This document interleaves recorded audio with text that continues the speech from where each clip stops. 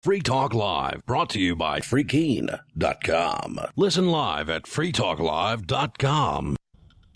From Keene in the Shire, the Liberty Media capital of the world, this is Darryl W. Perry, host of FPP Radio News for Thursday, June 30th, 2016. Silver is trading at $18.39 per ounce. Gold is valued at $1,319 per ounce. And according to BitcoinAverage.com, the average price of Bitcoin is $655.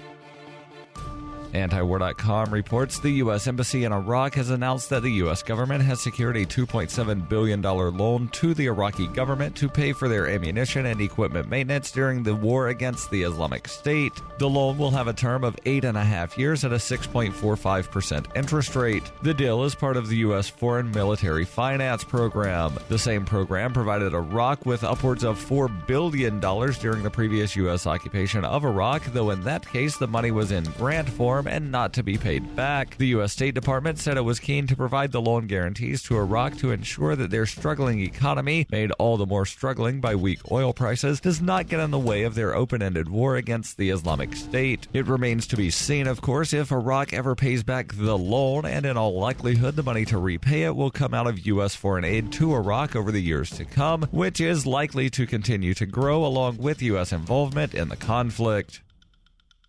For nearly 40 years, Roberts & Roberts Brokerage has been a trusted source for buying and selling precious metals like gold and silver. They also take Bitcoin for precious metal purchases and have permanently removed the minimum purchase amount for all orders paid in the digital currency. Call Roberts & Roberts today for knowledgeable advice on buying and selling precious metals and a forward-thinking approach to new technologies. 800-874-9760 or visit online at rrbi.co.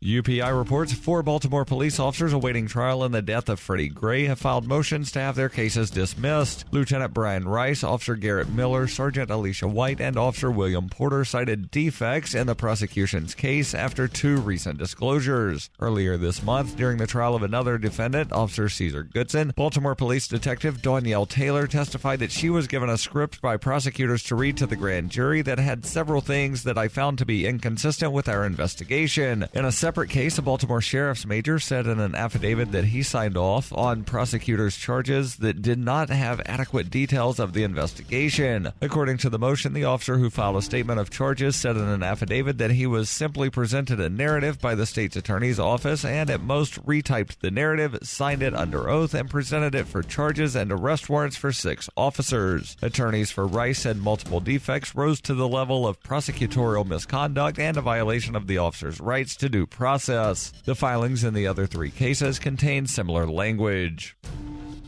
When her plush and comfy life suddenly and unexpectedly fell apart, Brooke and her dog Cloud set out to defy the odds. If this is a man's world, as they say, living on the streets is no place for a young woman. One day she awoke in the redwood forest and realized she had become a hobo, and would ultimately come to know exactly what it means to survive. How to Be a Hobo by Brooke Willett is available from Amazon.com and all major bookstores.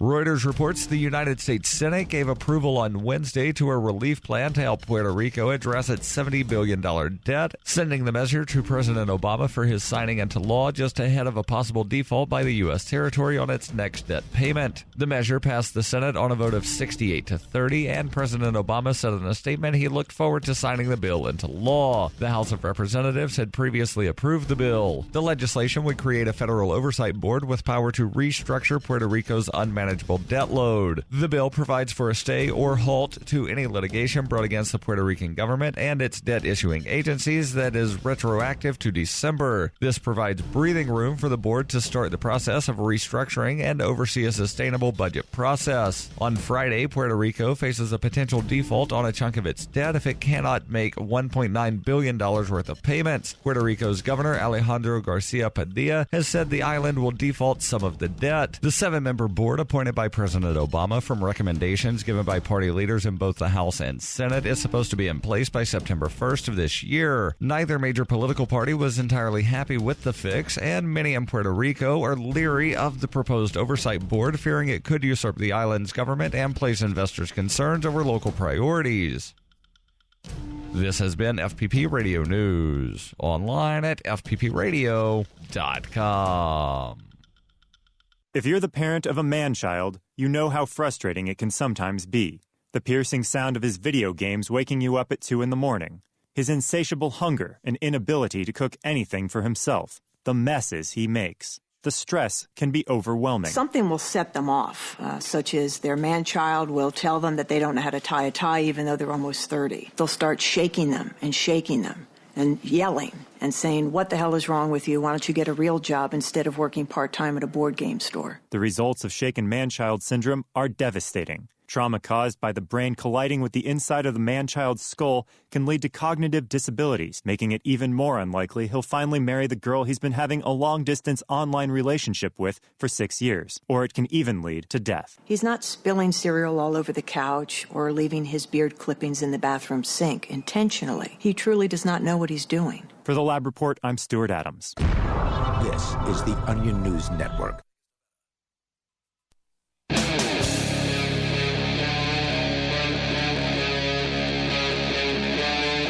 Free Talk Live. This is Free Talk Live. In studio tonight is Darryl, Chris, and Conan. And, you know, the Republican convention is coming up in just a couple of weeks. And, well, they have a presumptive presidential nominee. But could there possibly be some sort of delegate revolt? Could it happen? Well, yes, it could, and I will tell you how it could happen. But first, we go to not the phones, but to the Skype, where we have David calling in from Keene, New Hampshire. David, you're on with Darryl, Chris, and Conan on Free Talk Live. Go ahead with your thoughts. Can you hear me? Yes, we can. Oh, I was going to ask you, I actually haven't heard the set the beginning of the show, which only just started, but I was going to ask you what you think of, like, I guess, transvestites and stuff, fighting for this country or whatever. Wait. Say that again. Fighting for their country? Yeah, they're like in the army? Yeah, apparently there's some military rule that has been changed to now allow people that are transitioning to be in the military. I know they just took men out of a lot of service names. In the Marines, I believe that was, right? One of the branches. I think it was. Some people are messed up about it, and some people are like, yeah, well, it's a sign of the times, so get used to it.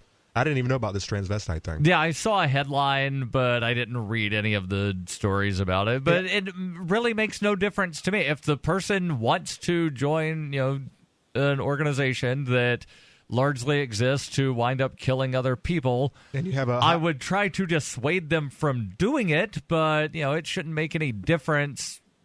If they were born a man, born a woman, if they were born a man and now they're a woman, if they were born a woman and now it doesn't make any difference to me. I'll say the same thing I said for women joining the branches. If they can pull their weight, then I don't care.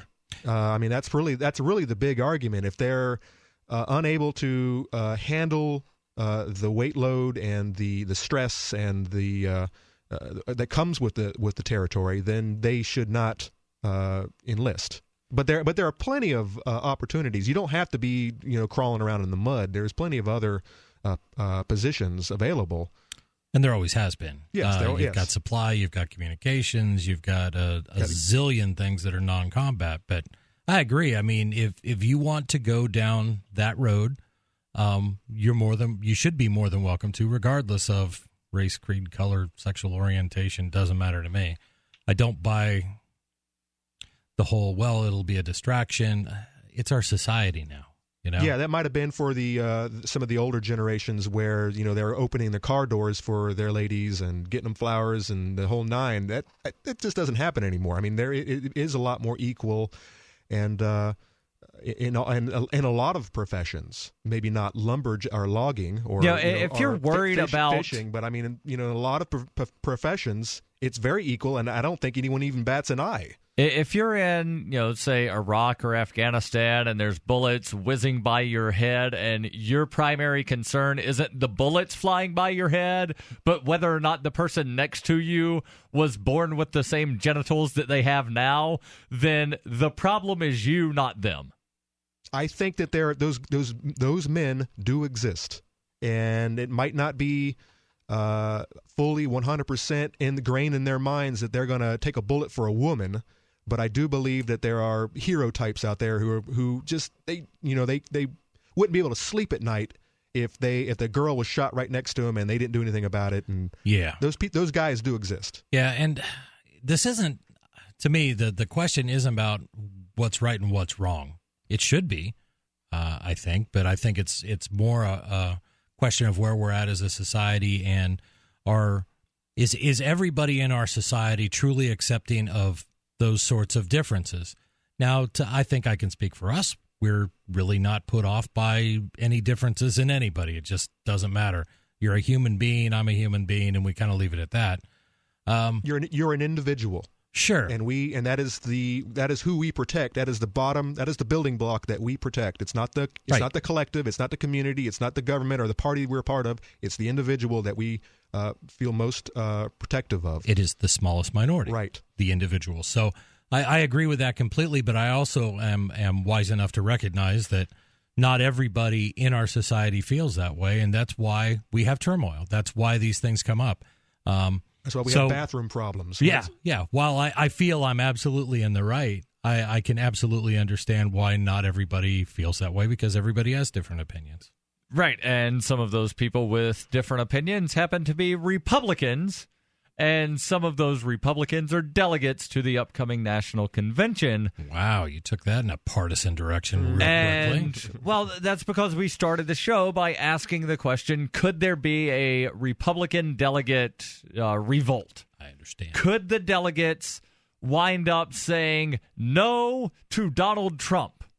Well, Tom Knapp from the William Lloyd Garrison Center for Libertarian Advocacy in Journalism has the article where he says that ever since it became clear that Donald Trump would garner the majority of delegates, both he and the GOP leadership have spent a good deal of time trying to snuff out talk of a floor revolt by those delegates against his nomination and in favor of some other candidates.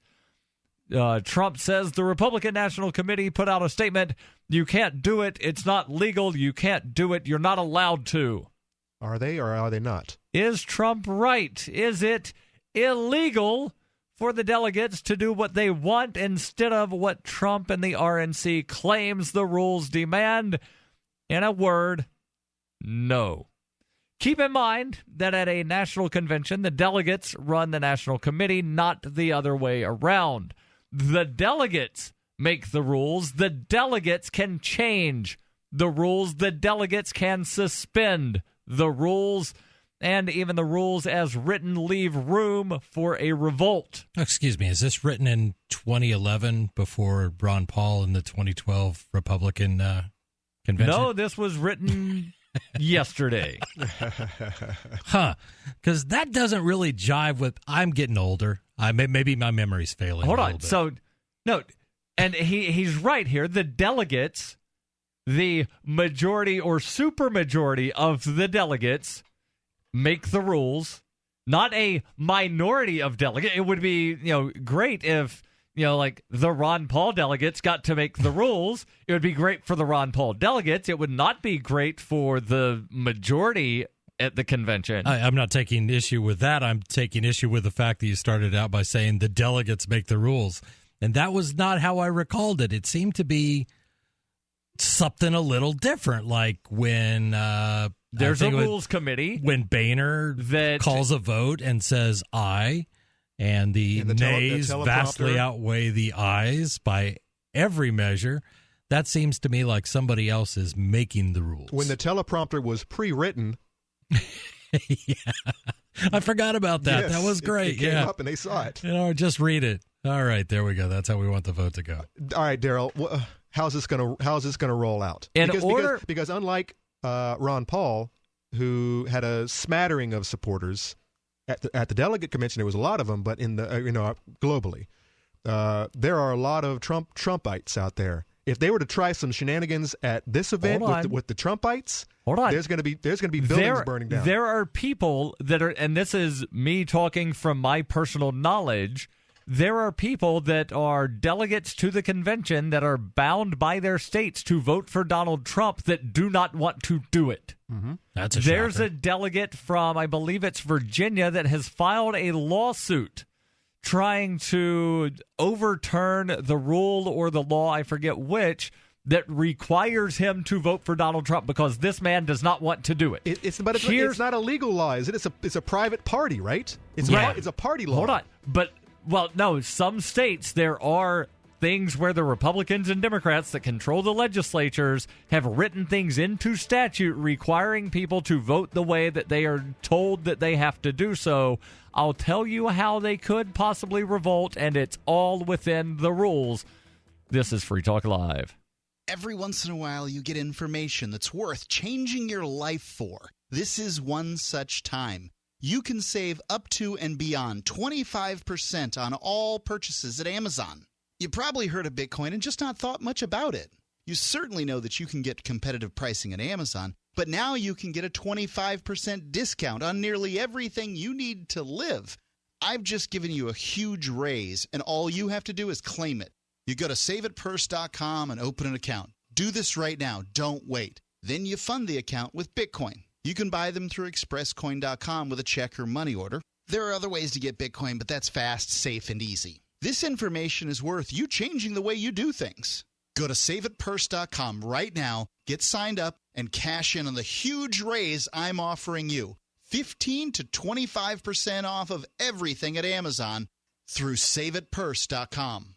It's saveatpurse.com. Think about this. Your community's aging water infrastructure systems are very likely to be contaminated with heavy metals like lead, disinfection chemicals like ammonia, chlorine and chloramines, and pharmaceuticals like statins, pain meds, and antidepressants. And no, water treatment plants are not equipped to filter these pharmaceutical toxins out. Protect your family's water supply with the trusted Big Berkey water filter. New NSF EPA-certified lab tests show Big Berkey water filters remove chloramines, pharmaceuticals, BPA, pesticides, bacteria, and viruses, all forms of fluoride, and much more. Big Berkey water filters are the original and most trusted on the market, the gold standard in water purification, and our filters last for years at less than 2 cents per gallon. Big Berkey, the one powerful enough to purify stagnant pond water. Get your Big Berkey today. Call 1-877-99-BERKEY or click BigBerkeyWaterFilters.com. That's 1-877-99-BERKEY. Big Berkey Water Filters, for the love of clean water.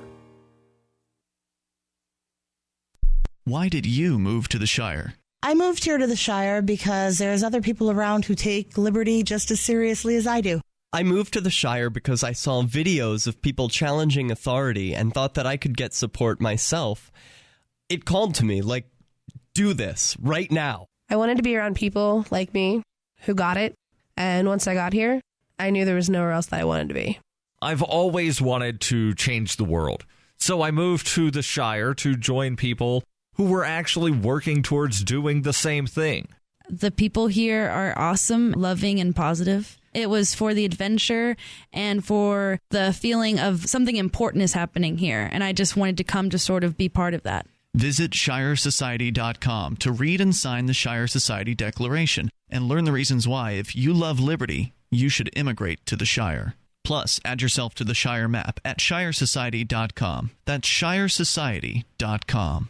The three most important things you can do for Free Talk Live are: 1, share one episode a week on Facebook or in some other social networking site. 2, buy the things you buy online through shop.freetalklive.com. 3, give $5 a month to the AMP program. You likely buy all kinds of things online. Amazon is the largest online retailer. You can get what you need at the same prices with free Super Saver shipping by going to shop.freetalklive.com. Please do your online shopping at shop.freetalklive.com. Ross Ulbricht was convicted in early 2015 of running the infamous Silk Road Underground Market. The Silk Road was a gift to humanity and helped reduce the harms brought on by drug prohibition. For this good deed, Ross has been sentenced to life in prison with no possibility of parole. Now, an appeal is Ross's only chance, and he needs your support. Please visit freeross.org, where you can contribute via various methods, including Bitcoin. Visit freeross.org. That's freeross.org. If you enjoy LRN.FM, please contribute to your favorite shows via their websites and become an amplifier at amp.lrn.fm. That's amp.lrn.fm.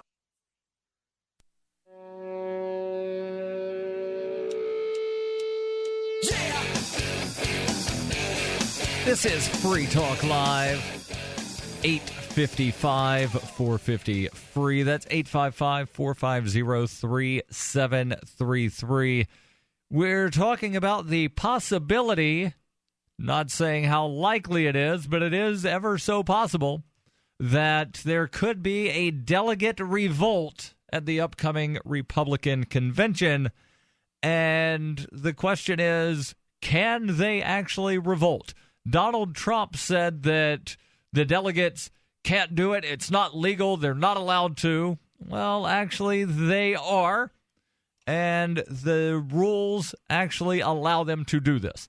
Republican National Convention Rule 40D requires a candidate to receive a majority of the votes entitled to be cast. Key word there, votes entitled to be cast. In other words, the votes of a majority of the total number of registered delegates, not just a majority of the delegates who actually vote. Rule 16, Section 2 forbids the convention secretary from recognizing the vote of a delegate bound to a particular candidate by primary or caucus outcome if the vote is cast for another candidate, but nothing requires a delegate to actually cast a ballot at all. So what's the whole deal in having them static, having them vote one way when they're... if they cast a ballot... They must cast the ballot for the person that they are bound by the primary result. But there's you're no saying rule. They don't have to. This is like you can join the U.S., but you can't get out of it ever. That they can abstain. No, so a regular thing. Delegates can abstain. That's perfectly allowed within their rules. There's no rule saying a delegate to the National Convention must cast a ballot. Is there a law? Because you did say that certain states have certain statutes that control how they vote. Right, and it basically does the same thing. It allows an abstention. If you're pledged, then you have to vote for who you're pledged for. Are there enough of the anti-Trumpites who are obligated to vote for him who would abstain? Are there enough of those abstainers to actually turn the tide? And what happens in round two? Doesn't it have to? They get the vote again? Round two. Nobody is bound to anyone. You are only bound on the first ballot. Yep. So now, how do you get to round two? If nobody gets a majority of the votes entitled to be cast, how many votes does he need in round one or round two to get it? It would be whatever. I forget the number of delegates needed, but it's like 1,238, I believe. But if there's not a majority of the votes entitled to be cast, okay, now here's the next. Then it goes to round two. Here's the next question. So they get to round two. Mm-hmm. This is their plan. Who are they putting on the pedestal? Who's going to be their nominee? Oh, Mitt Romney. I'm just kidding. I don't know. But that's the thing. If they can get to a round two, then no delegate is bound to anyone in round two. Yeah, but if they haven't already come up with a nominee, a second round nominee. They have. They've come up with somebody. They're just not telling anybody who it is. We'll finish this discussion, or rather continue, after we go to Sarah calling in from New Mexico. Sarah, you're on Free Talk Live. Go ahead with your thoughts. I just wanted to encourage everybody to try these meatless hot dogs, meatless meatballs, and sausages. And I haven't tried them. And are they? What happens when the people get run over in Albuquerque? No, I'm curious. Why are you pushing and promoting these? And what are they made out of? Soy?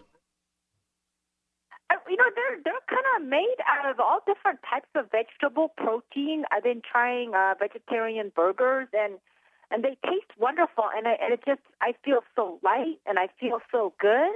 The reason that I started to eat these was I've been getting really sick eating these Walmart brand meatballs, great value meatballs. I call them the not so great value because I poured a whole bag into the garbage disposal. I've been feeling so ill, and I could really taste the chemicals. And so when it tastes so, it's so awful that I have to figure out some other things to eat. Okay. I still eat eggs, but I've been buying the brands from the Morningstar and Gardein brands. Hold on real quick. I hate to interrupt Hot Dog Talk Live, but what is your goal in sharing this? You just think they're good? They taste good? They taste better than the Walmart brand? Because I call it the not so great value because the great value salad has salmonella and is making people sick too. Okay, but I guess my point is what are you trying to accomplish here? Are you promoting a vegan lifestyle? Are you coming out against Walmart and you're accusing them of putting chemicals in their wieners? I don't know where you're going with this, and I got to think that the audience may not be sitting on the edge of their seat wondering what your preference is in hot dogs. Wait, hold on, Chris. Have you had a vegetarian hot dog yet? No, and I will never. Darryl? Yes, it was like one of the weirdest things I've ever put in my mouth. I have never had. Phrasing. Yeah, I know exactly. I have never eaten a vegetarian hot dog or a hamburger or any of that nonsense. Well, there's a vegetarian food truck in downtown Keene that takes Bitcoin. You should go there, no, but Sarah. I mean, how do I? And hold on, Sarah. If you go to the vegetarian food truck, it's far enough away from the street to where you don't have to worry about dodging cars. It is nice. Thank you for your call. All I'm saying is, how can we shoot down this this comment, this new strategy on life? Without having gone and tasted. And maybe we need to stop what we're doing and go buy some extra expensive vegetarian hot dogs. Well, if you're buying. And if I can wrap it in bacon. But I will say this, though, because I did used to work at Walmart, night shift. And we would... It was your job to put the salmonella in the salads? We would... When we had food nights where the company would feed us, it would always be something off the shelf. And there was always like meatball and sauce night, and they'd get like the hoagies, the sandwich breads, and they'd get those frozen meatballs and throw them in a bunch of tomato sauce. And I have to tell you, I have never gotten so nauseous and food and stomach sick from eating this. It was one time, and I'm like, all right, it was just me. It was just that time of the season when the flu or something's going around. So I tried it the second time. Same exact thing. I just got so stomach sick, and I never ate them again. Okay, I can say from having two teenage boys once they hit their maximum food bag period. Mm-hmm. Wait, what's a food bag? Like it's like a feed bag. Like you just Jesus, it's just strapped to their faces. To their face, and they eat 24 hours a day. Yeah, I did the shopping. at Walmart, and I don't know. It might not have been that time of the season. It might have been that time of the month for you. Oh, no. Hey. Yeah, there you go. Another phrasing. Yeah, something else that is rather disgusting is Donald Trump. Oh. And nice segue. Well, he's never given me diarrhea. The first one was good. He's never given me diarrhea, but, might give somebody diarrhea there at the National Convention, especially if they are forced to vote for a man that they don't want to vote for. So is it possible that there could be a delegate revolt? I think so. I want to see it. Although I don't know how likely it is, and we'll discuss that. And, of course, your phone calls, 855-450-FREE. That's 855-450-3733. Plus, we're on Skype. Username is LRN.FM. This is Free Talk Live.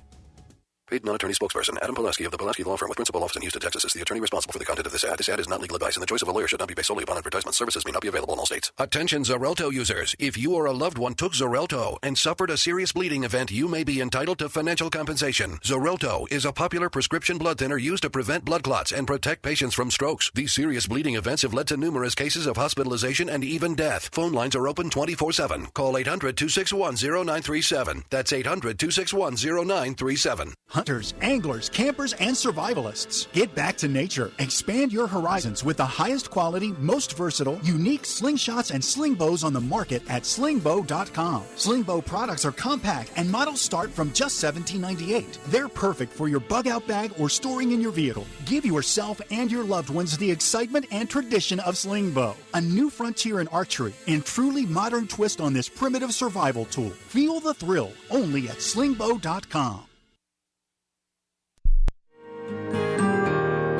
So the protection of life, liberty, and property is what the Free State Project is all about. But it's an effort to move 20,000 people who understand. It's about demonstrating to the entire country that, yeah, we can have a free market, a truly free market. Making it just a freer, great place to live.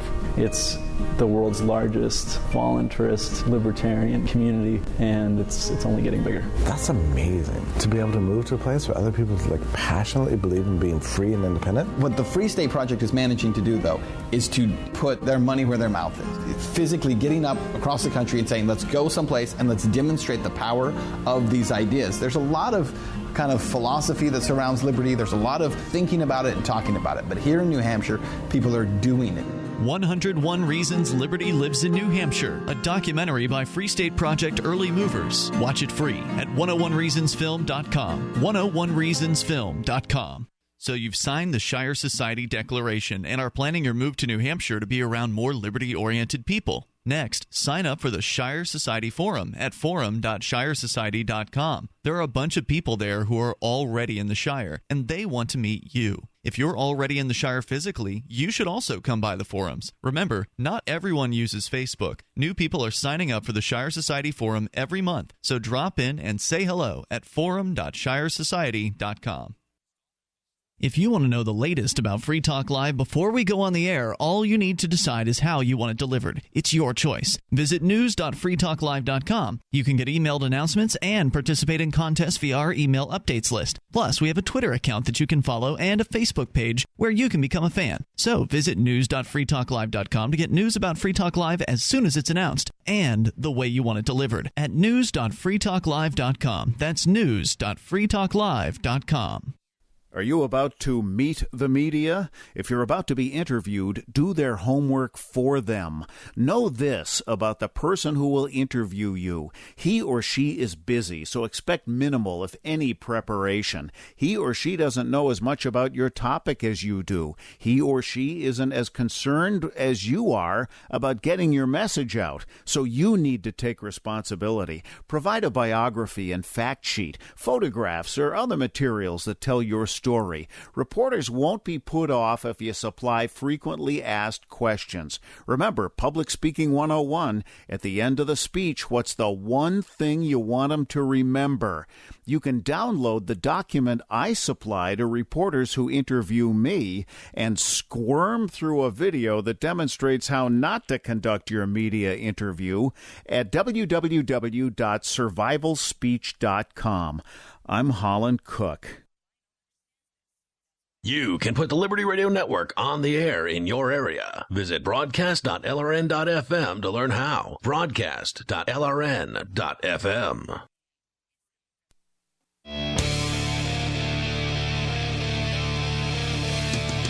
This is Free Talk Live, 855-450 free. That's 855-450-3733. In studio tonight is Darryl, Chris, and Conan. And you all have a lot of choices when it comes to cryptocurrency wallets, but only one wallet there's only one that offers a wallet that holds Bitcoin, Ether, and DAO.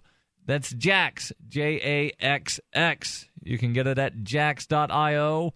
It's also available in the Apple App Store, the Google Play Store. All data is stored client-side. They never have access to your funds. You can use it cross-platform. And their sleek design means smooth functionality on your phone or your computer. It's easy to back up and recover funds if need be. And here's a little insider info. The ultimate aim for Jax is to build you a digital command center for your life, giving you control over your coins, currencies, contracts, identity, and more. control in the palm of your hand. Jax.io. That's JAXX.io. And Jax is the official cryptocurrency wallet for Free Talk Live. Nope. Jax is the black guy from Mortal Kombat. He's always going to be. Jax is the official cryptocurrency wallet for Free Talk Live. JAXX.io. Let's go to the phones and the fun. We've got Rachel listening online. Rachel, you're on Free Talk Live. Go ahead with your thoughts. Hi, Darryl. Hi, Conan. Hi, everyone. I just want to say, first of all, that the look on your face, Darryl, when Sarah from Albuquerque calls is absolutely hilarious. Don't ever change. I never laughed so hard in my entire life. So Rachel is watching the webcam that you can watch on freetalklive.com. It's also YouTube, too. Oh, yeah, and also on YouTube, which is, I believe, youtubelive.freetalklive.com takes you straight to the YouTube channel. That's it. Continue with your thoughts, Rachel. That's very good to know. And second of all, I just wanted to bring this to your attention that the Atlanta Braves, they want money for a spring training facility here in Florida. They already have one at Disney. I guess they want another one. And they want millions of taxpayer dollars to do this with 11 cents return on the dollar. And so I'm not really happy about that. We're trying to let me ask this question. Get that out of here. Hold on. Let me ask this question. How old is the current facility that they're using in Disney? I don't know, and to me it doesn't really matter. If they want a spring training facility, they can pay for it.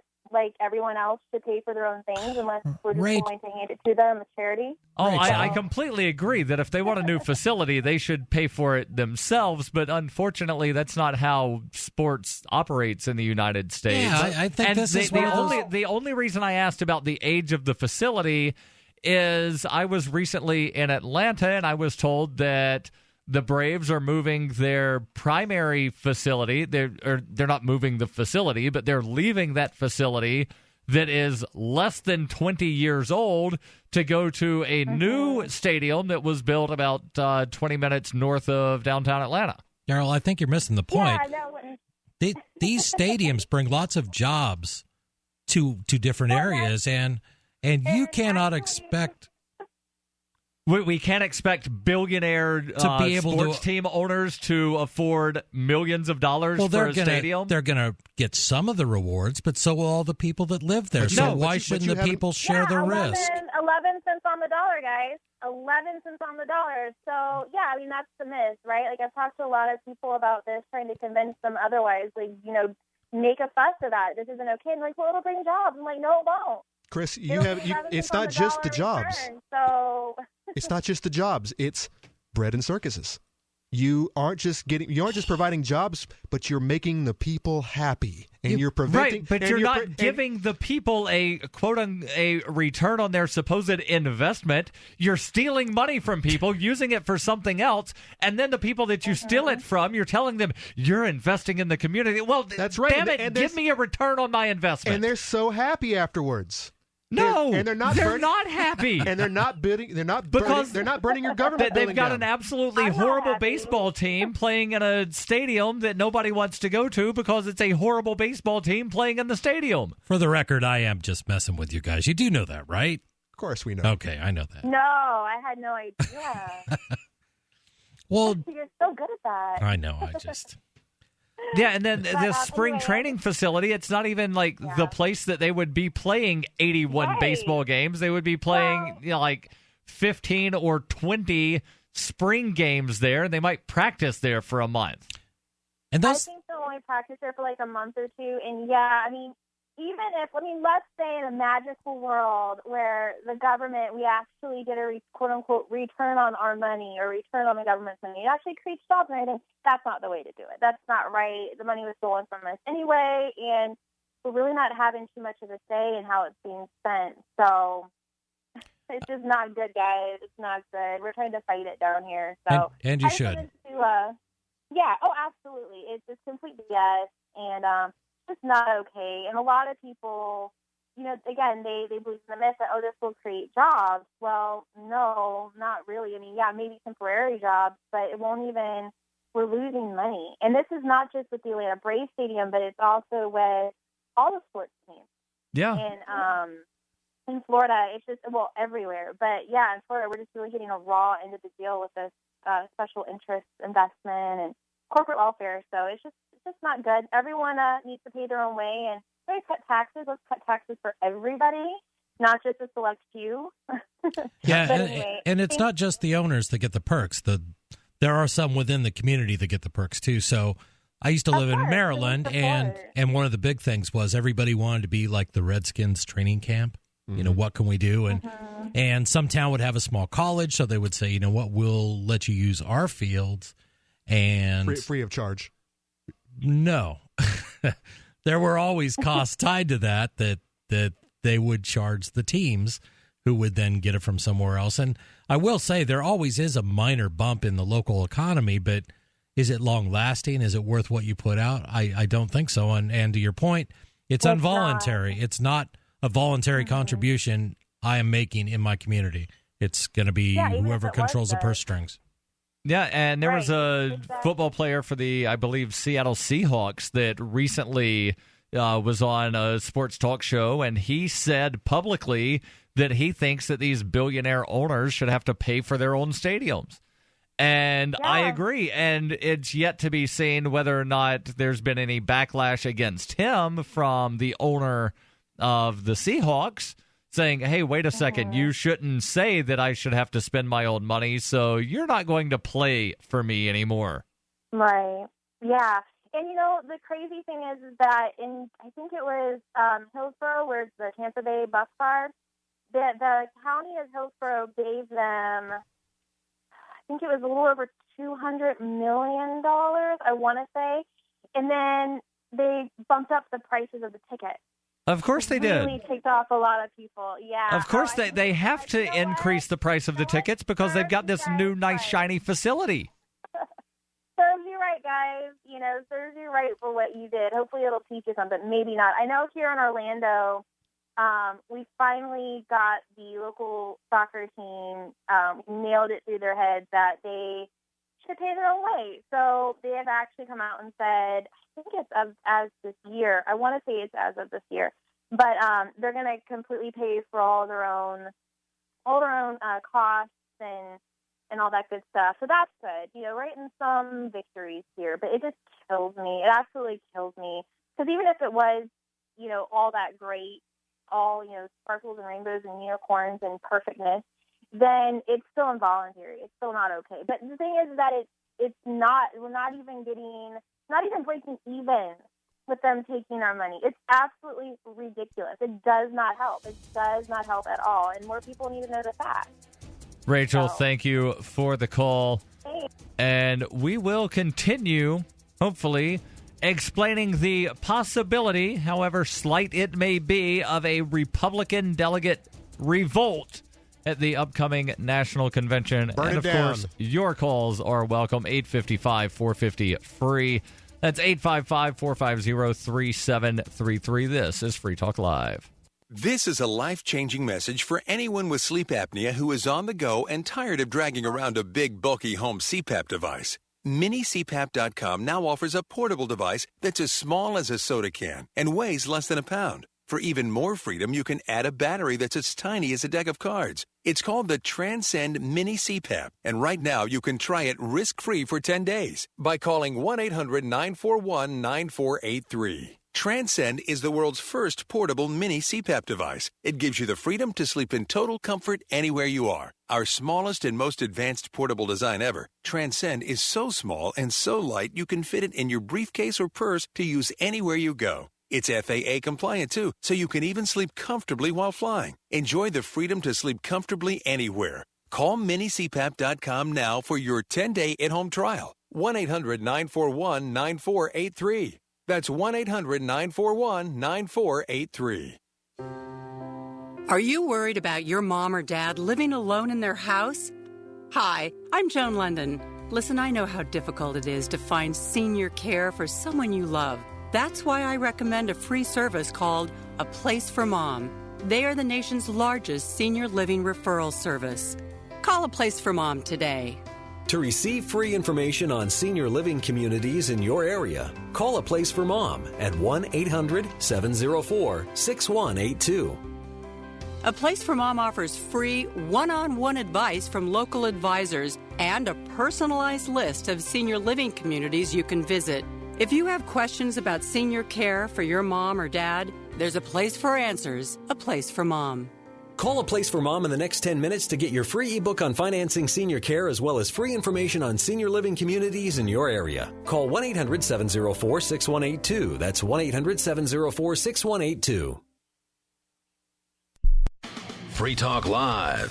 What I find to be particularly amusing is where people are partying and reveling in the streets over the killing of another human being, and they're trying at the same time to act like they're better than everyone else. They're trying at the same time to on one hand they're saying we're the best, America's the best, go USA, go team, everything we do is great. We're not like the rest of those savages around the rest of the world. We're better than the rest of those people around the world.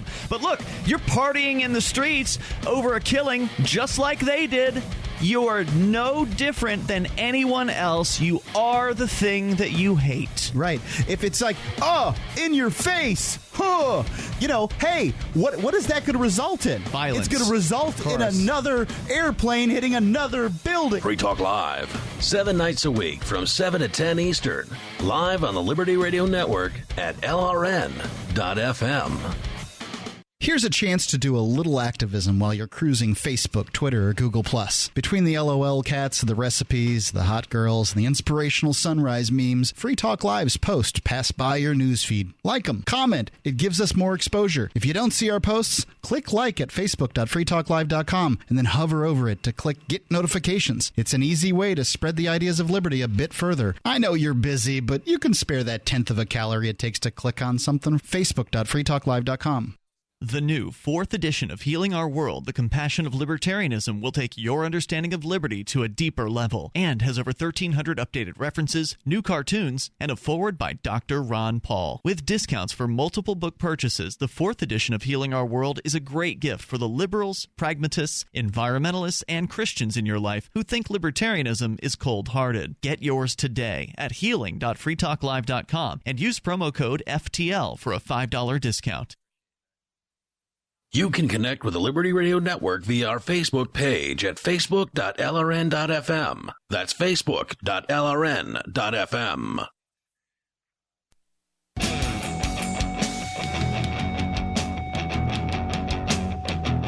This is Free Talk Live, 855-450-FREE. That's 855-450-3733. We're talking about the possibility, and yes, it is actually possible, that, not very likely, but possible, that the delegates to the Republican National Committee, or rather the Republican National Convention, could wind up revolting and preventing Donald Trump from actually being the nominee. Right now, he's the presumptive nominee. It's not official until after he's elected at the convention. And let me just go back through here and explain for anybody that missed earlier in the show exactly how it's possible. In order to receive the nomination, Republican National Convention Rule 40D requires a candidate to receive a majority of the votes entitled to be cast. In other words, the votes of a majority of the total number of registered delegates, not just a majority of the delegates who actually vote. Rule 16, Section 2 forbids the convention secretary from recognizing the vote of a delegate bound to a particular candidate by primary or caucus outcome if that vote is cast for another candidate, but no rule requires a delegate to actually cast a vote. If enough Trump-bound delegates with votes entitled to be cast decline to vote on the first ballot, Trump does not get a majority on that ballot. And on subsequent ballots, delegates are no longer bound to any candidate. They can vote for the nominee of their choice. 100% possible, 100% legal. But how likely is it? How many delegates total are there? I don't have that number in front of me. I didn't have it in front of me the last time you asked, and I still don't have it in front of me because it's not in this article that I'm looking at. this really is It important helps to know. if you don't press your mute button on yourself, Conan. He was just talking to me. Military comm right there. That's a comm mistake. But how likely? That depends on the party leadership. Party officials enjoy quite a bit of power at conventions. At the recent Libertarian Convention, there were times when a quorum call would have resulted in adjournment. Quorum call is a head count to ensure that there are enough delegates present to legally conduct business. There were calls from the floor to make that happen, but the chair just didn't hear one or two of the calls. Wink, wink, nudge, nudge. It happens. Well, I hope they burn the whole place down. That's all I could say. Supporters of Ron Paul from 2008 and 2012 still complain about the party's establishment's dirty parliamentary tricks and caucuses, or rather at caucuses and conventions. And Chris, this is something that you were talking about, and actually what you were talking about wasn't necessarily a parliamentary trick, but just the chair of the convention going off of a script rather than what he actually heard people say. It wasn't a trick. It was scripted. It was preordained. It was part of this play that we were all watching from our armchairs. Yes, watching it unfold. Yep. The likelihood of a delegate revolt in Cleveland is really mostly a matter of whether or not Reince Priebus and company want a delegate revolt in Cleveland. And on that question, your guess is as good as mine. Yeah, I hope they burn the place down. And when they burn that building down, they run right over to the Democratic Convention and they burn that building down too. And just so everybody that is listening knows, when you say burn it to the ground, you're not talking about actually building fires inside the rented convention halls. That would help. But no, I'm talking about the parties, the two parties. A metaphorical burning to the ground. But if the buildings actually went with them, that would help. Unless they're like renting the building, and I wouldn't. They are renting the building. I don't want that to happen unless they're well insured and they get a lot of money back from the damage. I value human life too much to go along with you on that one, Conan. Plus all the innocent people that humans work there. Lizards. Think about the people that are setting up the stages and the bathroom attendants. Well, I hope they get out. Maids and things like that. But the lizards and the crab people, they can go. So to answer your earlier question of how many delegates there are, the possibility of having 2,472 delegates.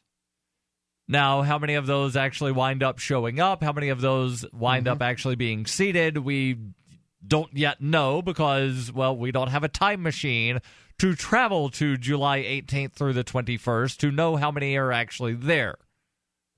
But again, the rule requires a majority of votes entitled to be cast. So again, it's a majority of that 2,472, meaning that in order to get the nomination, someone needs a minimum of 1,237 delegate votes on the first ballot, or actually on any ballot. But in order for it to not go to a second ballot, Donald Trump needs 1,237 votes on that first ballot. If he has 1,235 and it's a majority of the votes cast, but not a majority of how many total delegates could have voted, it goes to ballot number 2. Yeah, I was going to say, maybe you can clarify this. Do the numbers change depending on how many people show up to vote? Yes. So if there's not... if there's only 2,100 people that show up, right, then it would be half of whatever that is. Right. That's why I said the maximum number is 2,472. And based on that number, that's where they get the 1,237. Yep. Okay. Thank you. How many rules does the Republican convention? A bunch. So you were talking about, this is what, 48? Was it 46, 48? Rule 40D. 40D. They probably have is the one that requires the majority of votes entitled to be cast. And I have downloaded the rules. And, of course, because some of the numbers have letters going after them, if I just look through and say, well, the final number is 75, that doesn't mean there's only 75 rules. Well, I'm sure whatever happens, it'll make great TV watching. Possibly. It'll make a great day after of all the media coming out and telling us what happened. So let me ask this question. I don't really care. Well, I'm going to ask the question anyway because I don't care if you care. If for some weird chance, let's just say that 25 or however many Trump delegates it would need to wind up, reducing it to where he doesn't get that majority of votes entitled to be cast. Mm-hmm. If that happens and it goes to ballot number 2, who do you guys think the Republican establishment would wind up wanting as the nominee? Wanting? Wow. Well, basically winding up being able to get because, like it said, the party leadership has a lot of sway and they can, decide not to hear certain things at certain times. Because you said Romney, right, Reitman, and I don't know about that one. How about Paul Ryan? Paul Ryan's already said flat out that he's not interested because he's Speaker of the House. He intends to remain Speaker, and he's not interested in anything. Yeah, I think you got to disregard anybody who absolutely says they are not interested. So if you want to talk establishment, I don't have this right in front of me. Jeb Bush, John Kasich. But I read it today. It was talking about who might be that person they would do. And Bill Kristol is pushing David French. Yeah, this is really his game, it sounds like to me. Right, and he was trying to push David French as an independent candidate. Right. And then I think French realized how difficult ballot access would be and was like, yeah, I'm not doing that. Yeah, there's a lot of I'll have to dig up the article and send it to you, Darryl, but it was pretty interesting. It was, based on a couple different scenarios, who might some of those people be that comes out. David French is the only one I know. Yeah, and I'm still thinking that whether John Kasich is the nominee or the vice presidential nominee, he's somehow going to be heavily involved in the ticket. Really? Okay. Yes. I think, and I may have gotten the idea from somebody else, but it seemed to me that John Kasich was basically running to try to wind up positioning himself to where he could be the vice presidential nominee. That was pretty clear. Maybe he does have a time machine, Darryl, and he knows what's going down. He knew now what we're to getting do. here. Right, but see, if time machines work the way I think they do, and I get this from an episode of Futurama, so, I really don't know how time machines work, because really you can't go into the past with a time machine, but let's presume that you could. If you go into the past and you stop a thing from happening, then you automatically disappear and go back to the future because the thing that you were sent from the future to prevent from happening did not happen, so you could not have come to the past to prevent it from happening. No, this is how it works. You have a machine that allows you to look into the future, and you can see different possibilities, and you can make those happen according to the actions that you take from that day forward. What are your thoughts? Time machines? Do the Republicans have one? Does John Kasich have one? Yep. Is John Kasich a time machine himself? 855-450-FREE. This is Free Talk Live. Are you tired of governments murdering people around the world? Stop using their money. There is an alternative. Bitcoin is a stateless, free market, non-political currency. Bitcoin cannot be inflated or controlled by any government. By using their money, you are helping the state. You have an incredible alternative available now. Learn it, use it, spread it. Get started with Bitcoin at Bitcoin.com. That's Bitcoin.com. DVD, books, music, instruments, periodicals, computers, software, electronics, photo, cell phone, office products, home and garden, bed and bath, furniture, kitchen, pet supplies, automotive, hardware, apparel, shoes, jewelry, grocery, healthcare, sports and outdoors, toys, games, used, and more. It's a department store at your fingertips. Shop.freetalklive.com. Get all your shopping done, get a great deal, and a portion of your purchase goes to benefit Free Talk Live when you enter Amazon via shop.freetalklive.com. Cell 411 is a free app for Android and iOS that replaces government-controlled 911. Cell 411 allows you to preset a group of friends or private organizations to show up at any emergency. Cell 411 is a nightmare for the state because it proves their so-called services aren't needed. Cell 411 has had thousands of installs, and of course it's covered by the BIPCOT no government license. Cell 411 because your friends won't shoot you when you're in trouble. Without the government, who would build the emergency services? You and Cell 411. Get it today at getcell411.com. So you've heard all 3 hours of the latest episode of Free Talk Live, and you're still hungry for liberty-oriented audio content? Did you know that we have another 24/7 audio stream at LRN.FM? The Liberty Radio Network airs the latest episodes of some of the best liberty-oriented podcasts on the internet around the clock. In addition to recorded content, you'll also hear live shows like Free Talk Live, originating from our Keene, New Hampshire studio. So listen anytime at LRN.FM. That's LRN.FM. You're listening to the live edition of Free Talk Live. Hour number 2 is next, after the news, here on the Liberty Radio Network at LRN.FM. From Keene in the Shire, the Liberty Media capital of the world, this is Darryl W. Perry, host of FPP Radio News for Thursday, June 30th, 2016. Silver is trading at $18.39 per ounce. Gold is valued at $1,319 per ounce. And according to BitcoinAverage.com, the average price of Bitcoin is $655.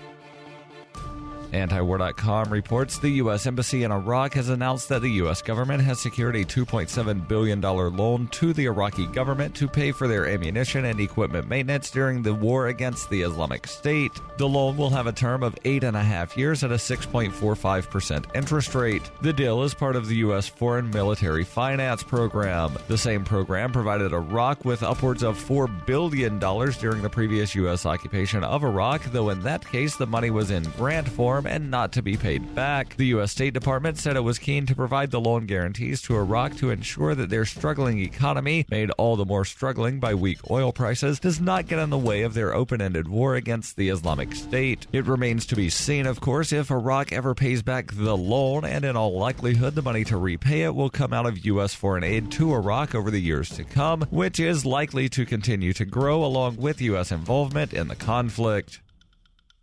For nearly 40 years, Roberts & Roberts Brokerage has been a trusted source for buying and selling precious metals like gold and silver. They also take Bitcoin for precious metal purchases and have permanently removed the minimum purchase amount for all orders paid in the digital currency. Call Roberts & Roberts today for knowledgeable advice on buying and selling precious metals and a forward-thinking approach to new technologies. 800-874-9760 or visit online at rrbi.co.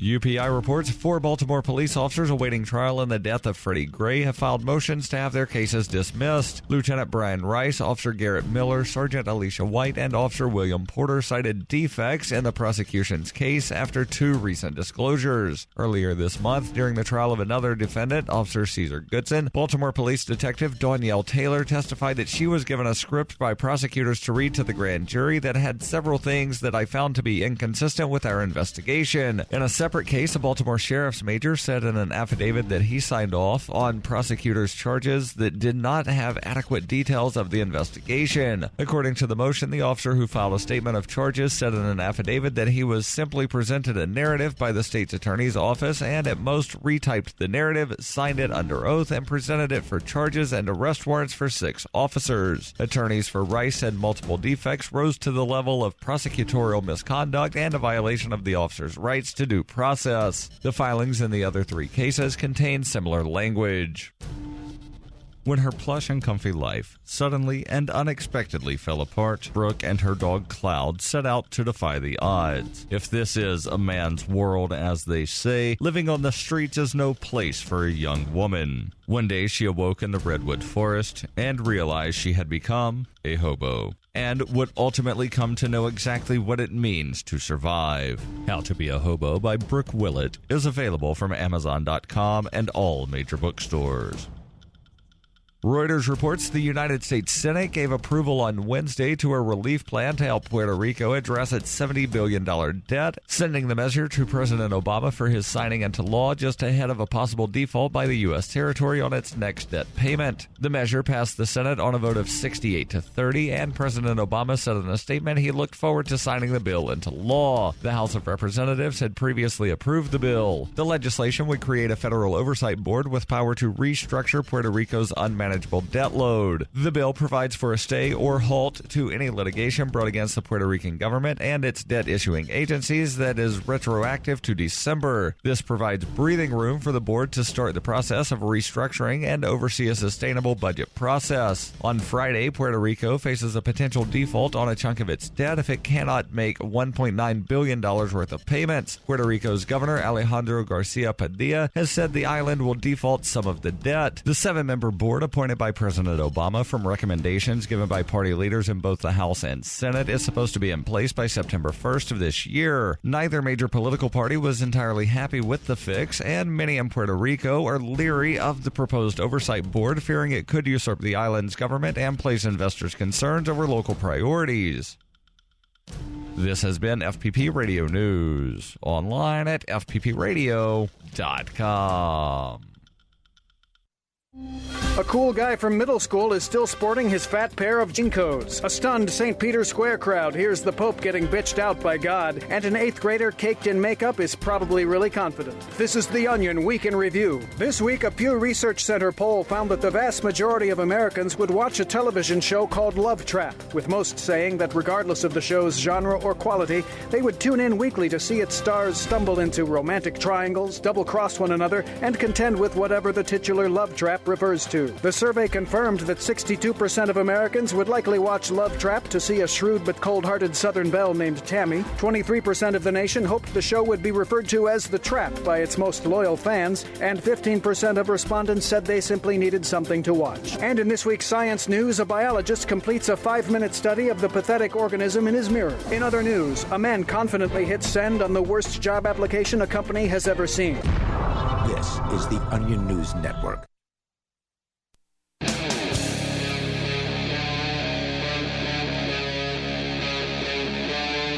Free Talk Live. This is Free Talk Live, kicking off hour number 2 in studio tonight. It's Darryl, Chris, and Conan. And, you know, on the one hand, I kind of feel like we're about to start a Penn and Teller episode of that show whose name you cannot say on the airwaves because, well, let me just do my best impression here. I'm Penn Jillette, and democracy is BS. But it is. So it is. Let's hear it from one point of view. This comes to us from Zero Hedge, which means that the author of this article is Tyler Durden. Because at Zero Hedge, pretty much everybody is Tyler Durden. Tyler Durden being a reference to that guy from that movie that I didn't see until just a couple years ago, and I still don't know why everybody thinks it's the greatest thing that was ever made. This guy. I'd explain it to you. Fight Club is the name of the movie. But I can't tell you about Fight Club. That's right, the second rule. Exactly. No, the first rule. I was going there. The second rule is the same as the first rule. You don't talk about Zero Hedge. I got to say, this is the worst possible show to talk pop culture. Right, but no, either what you guys talk about is so obscure nobody's heard of. I know. The only thing he'll watch is Game of Thrones, and everything else is crap to him. Or Futurama. Yeah, Futurama. Okay. Futurama, Vikings, pro wrestling, college football. That's pretty much. But no, like I watched the Fight Club, and I was like, it's just Fight Club. All not right, the Fight movie. Club.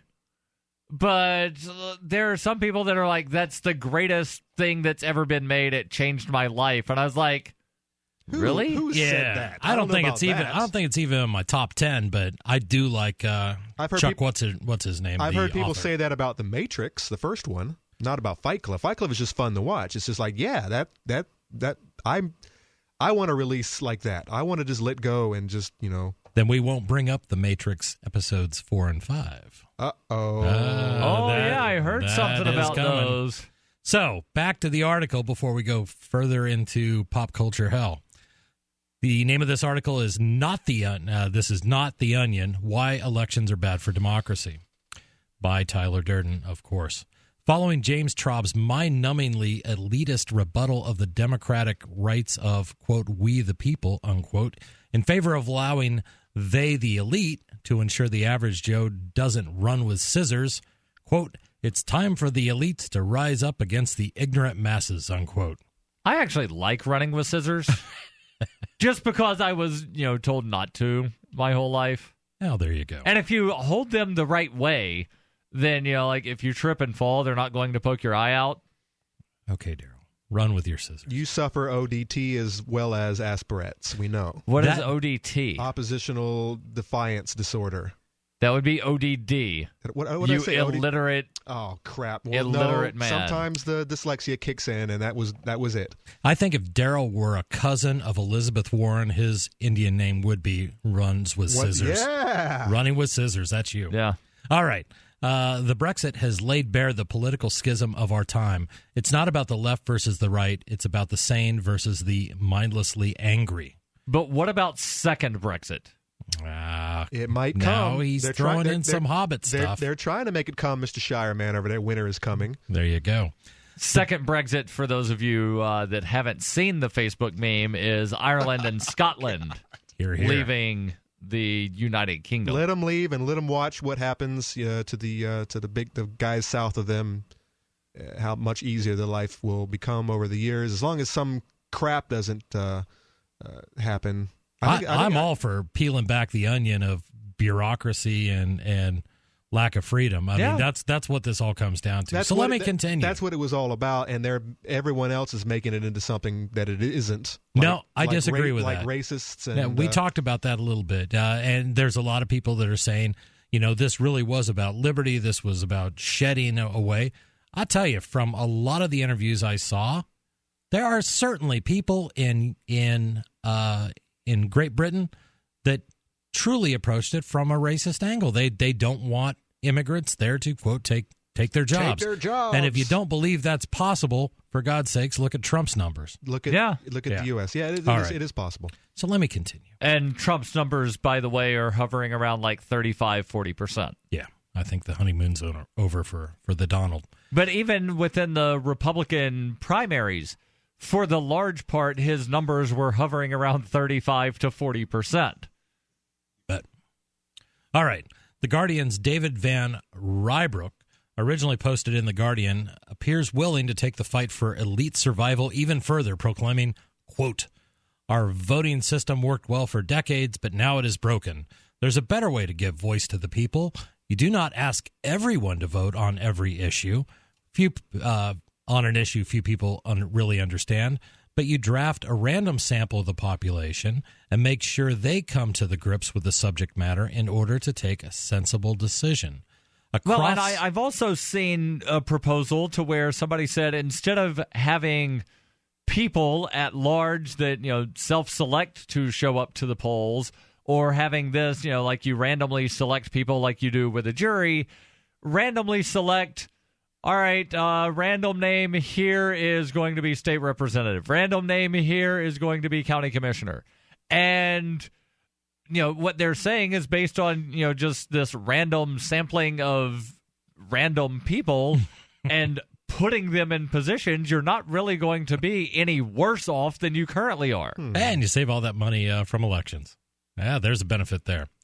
Let me continue here. A cross-section of society that is informed can act more coherently than an entire society that is uninformed, unquote. So that means they're only going to choose from academics because they are educated and they know what's up and what is down, right? There you go.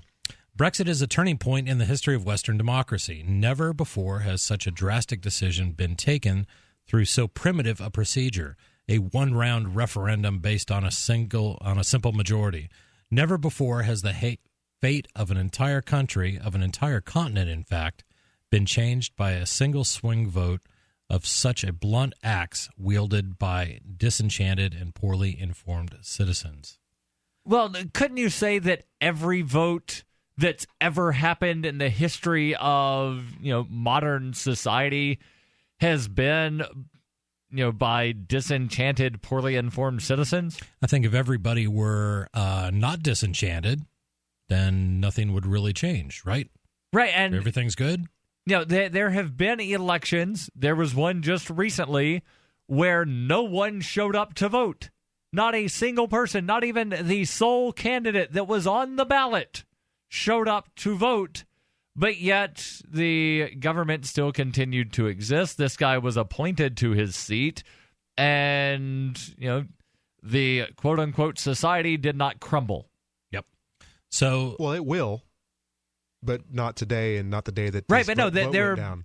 And Conan, I know you know these people as well. They're the people that are with the never vote movement, where they're like, if nobody ever voted, then the governments would just cease to exist the day after the election because nobody showed up. Yeah, I don't hear that one a whole lot, but yes, those people do exist. There have been elections where nobody showed up, and the government still existed. The people that were running for office wound up getting appointed to their seats instead of elected to their seats, and the taxes were still collected. People still had their lives messed with. They had the fruits of their labor stolen. Yep.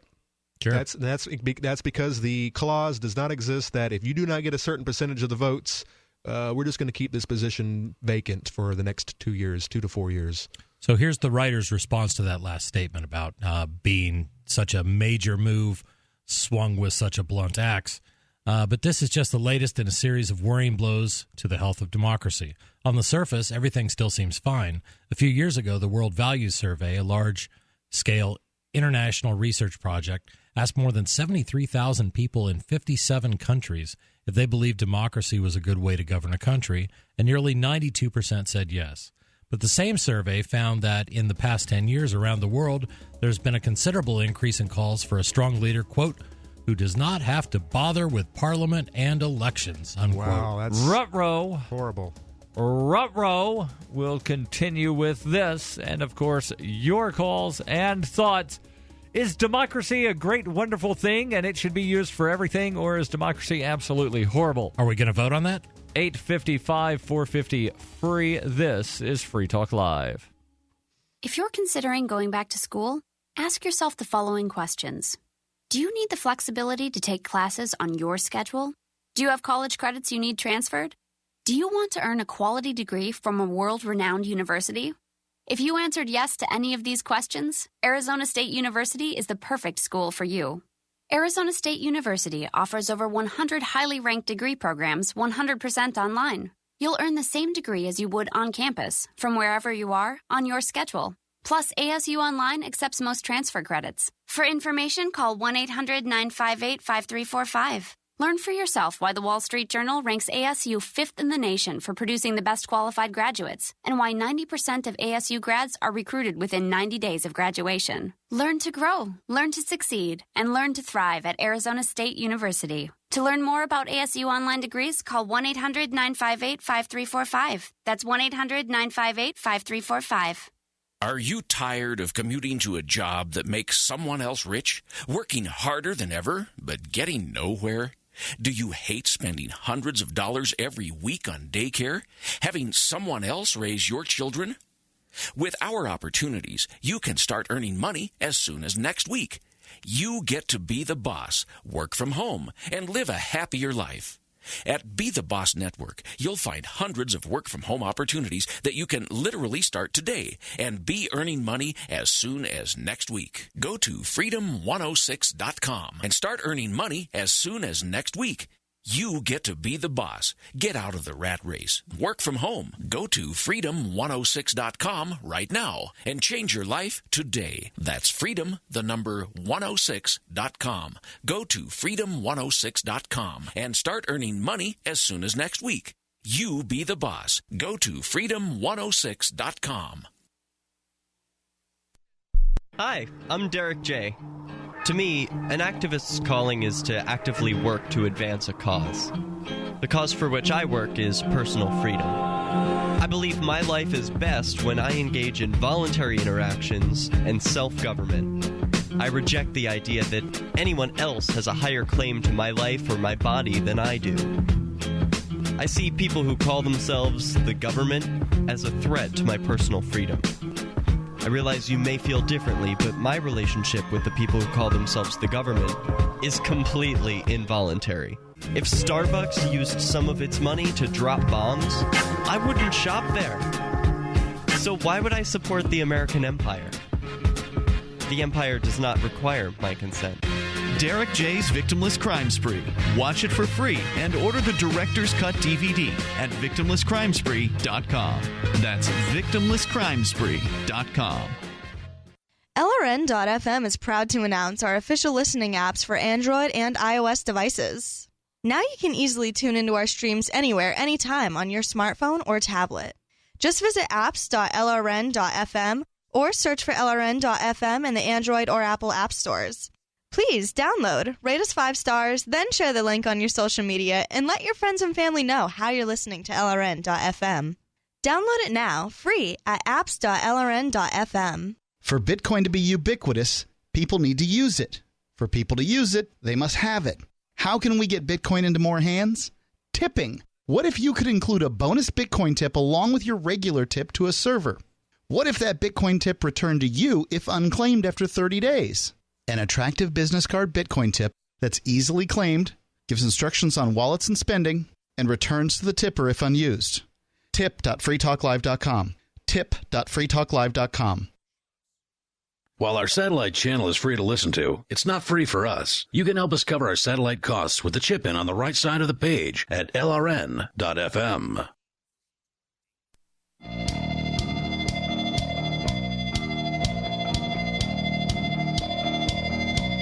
This is Free Talk Live, 855-450-FREE. That's 855-450-3733. Is democracy a good thing? Are elections bad for democracy? What exactly is democracy, Conan? What is democracy? Isn't it the law of the people? Something like that? No. Isn't it 51% enslaving the other 49% and telling them that this is how things are going to be done around here? That's the lie that we're told. That's the lie that we're told. That's not the lie. That's the that's the reality. No, that is the lie. Do I get to take a guess? Go, Chris. Take a guess, Chris. Mob. And then, if you're not accurate, I will explain exactly what democracy is. Mob rule. Yeah. True. 51%. No. It's a plurality. Excuse me. I forgot about it's that It's one. a plurality of people. So only expressing an opinion on a given day. And it's really not even a plurality. It's oftentimes a minority, a vast minority of people expressing an opinion. It's the people who decide to get up off their butts and go out and vote. A plurality of the people that show up. Nobody let me finish. Go ahead. It's mob rule and what else? But that's what I was going for. So, for example, I am an elected official. I won election. I got so many votes out of so many people that actually showed up. And you that received number, at least a plurality of the vote. I did, but in reality, something like 20% of my town, of the people, actually voted for me. Right. So you got a plurality of a minority, which means that it's a minority of people dictating to the majority. The lie that we're told is it's the majority that makes the rules. I remember in 8th grade being told that American democracy is majority rule, minority right. Well, the smallest minority is the individual. And if you've got a majority that gets to wind up saying what people do and it infringes on the rights of the individual, then there is no minority right. There is no such thing as individual rights. If the majority can just wind up saying we're going to do something. And by the way, this is something that the left and the right actually agree on.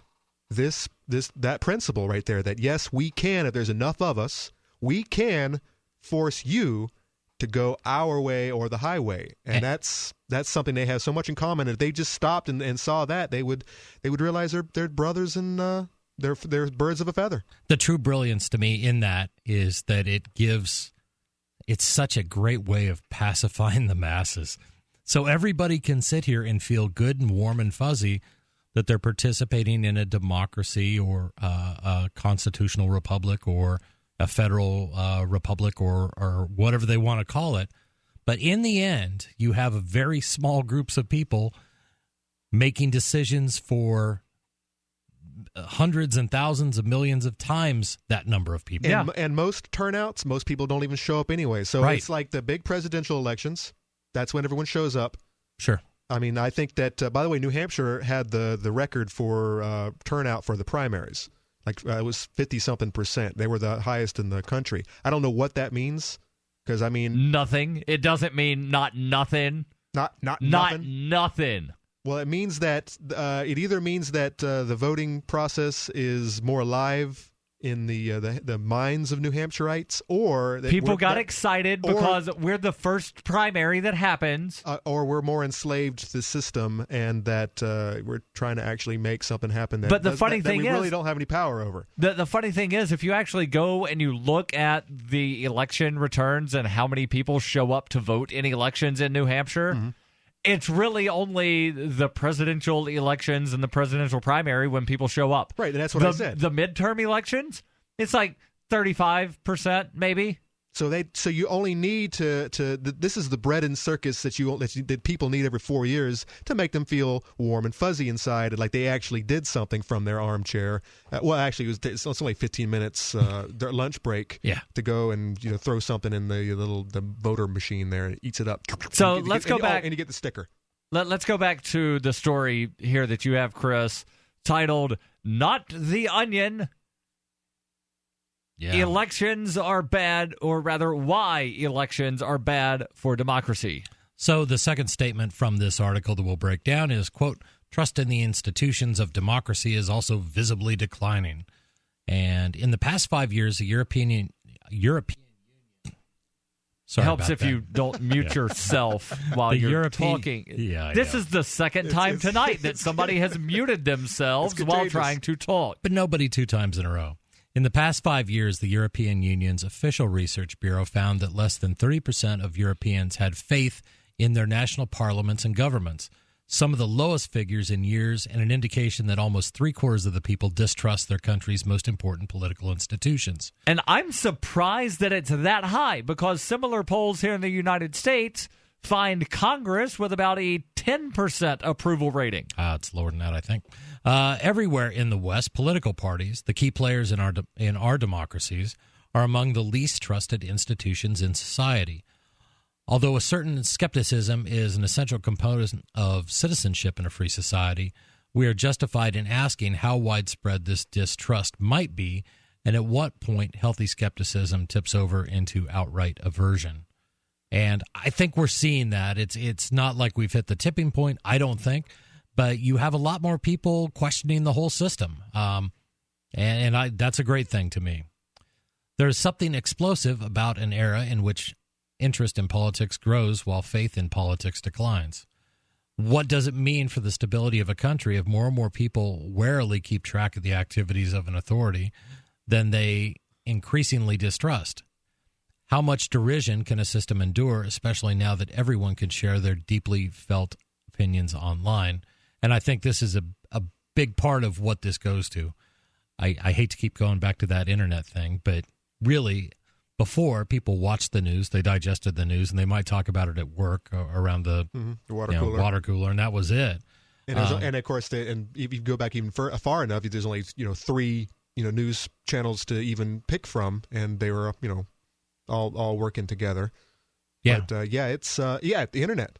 But that might explain why the government wants to control, the FCC wants to control it so badly, because that is the way that we're getting our message, and it doesn't do them any good. It's not helping them. Nope. The more awake we become. But how many people are really looking at the same news feeds that we do? And I'm gonna admit that I don't watch anywhere near how much crap that Darryl siphons through. I'm still looking for them video game memes and them kitty memes and the unicorns. I still want that. Kitties are cute. Yes, they are. Speaking of the internet, we have Darryl in Texas listening to us on the internet. Darryl, you're on Free Talk Live. Go ahead with your thoughts. Yes, you were talking about how America was a democracy, and I wish that they would quit saying that, because actually, that's not what we said. That is true. I'm sorry. I've heard so many people say, not you guys, say America was this democracy. Yeah, we learned it in school. Even our presidents have said that. Like, no, we're a republic. We're a representative democracy. where we elect people to represent us. All right, hold your thought, because I want to, sort of sparse terms here, because I don't think republic means what you think it means. This is Free Talk Live, 855-450-FREE. Cancer categorizes over 100 diseases. Though we do not diagnose, treat, or cure cancer, GCN team is offering the Clemson University study where there was up to a 95% reduction in cancerous cells when exposed to a plant-derived mineral supplement. If you or a loved one are searching for answers to this horrifying disease, come to GCNteam.com or call 877-878-4203. We'll email you a copy for free. That's 877-878-4203. So you've got to take a state construction license exam or certification. Can't decide on what books or what chapters to study? Discover right now how you can eliminate unnecessary books and wasted study time. At contractorexam.com, our study materials zero in on state-required test topics in an effective, multiple-choice format. So whether you're a plumber, electrician, general contractor, or other construction-related trade, contractorexam.com will help get you prepared. Visit us at www.contractorexam.com today. Recently, LRN.FM kicked off its 2016 satellite fundraiser. This year, we're hoping to expand our international free-to-air satellite coverage to include Europe, the Middle East, and North Africa. Our current satellite coverage includes North America, Central America, and Sub-Saharan Africa. This year, the Indiegogo-based fundraiser is going to be promoted via a Head Talker. It's a website that allows you to sign up to join in a social media blast to promote something. Sign up now at share.lrn.fm via your preferred social media, and then on Independence Day, July 4th, the Head Talker will post to your social media accounts about our fundraiser. We've set a goal of 200 people. Will you be one of them? Now, of course, you can go donate to the fundraiser right now at fund.lrn.fm. But even if you can't afford to help, you can definitely add your social media reach to the Head Talker. So please do. Go to share.lrn.fm. That's share.lrn.fm. We've all heard about blockchain assets like Dogecoin, Ether, and Ripple. Bitcoin isn't the only player in the blockchain game any longer. And for those of us wondering how to get our hands on these digital assets, finally, there's a solution. Shapeshift.io allows you to buy and sell between your digital assets and Bitcoin instantly between your own digital wallets. I've used it with ease. Shapeshift.io. There's no account or email address needed. You send them the crypto you want to sell. They send back the crypto you want to buy. It's that easy. Shapeshift.io.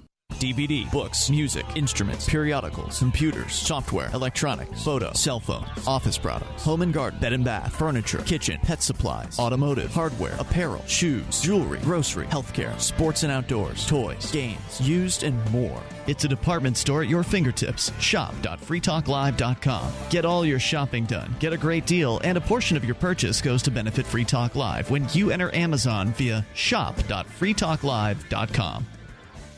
I'm Ian Freeman, host of Free Talk Live. We've been covering Uber for years on the radio with their ongoing legal cases across the globe defending your right to give people rides without asking government permission. I wanted to support Uber more directly, so I signed up to be a driver. It's fun to meet new people and help Uber push forward innovation. As of this recording, Uber is active in 67 countries, so there's a good chance they're available in your area. If you'd like to drive for Uber and make some money helping people get where they want to go, sign up at drive.freetalklive.com, and you'll get a $100 bonus after you complete a certain number of trips. With Uber, you can drive anytime you want. You set your schedule. To get started, you need a good driving record, 4-door vehicle, insurance, registration, and to pass a background check. It costs nothing to sign up, so visit drive.freetalklive.com. That's drive.freetalklive.com. And if you just want to try Uber as a rider, visit ride.freetalklive.com. Your first ride's free. Help get LRN.FM into more ears. Visit promote.lrn.fm for a free bumper sticker, flyers, banners, graphics, and more. Promote.lrn.fm.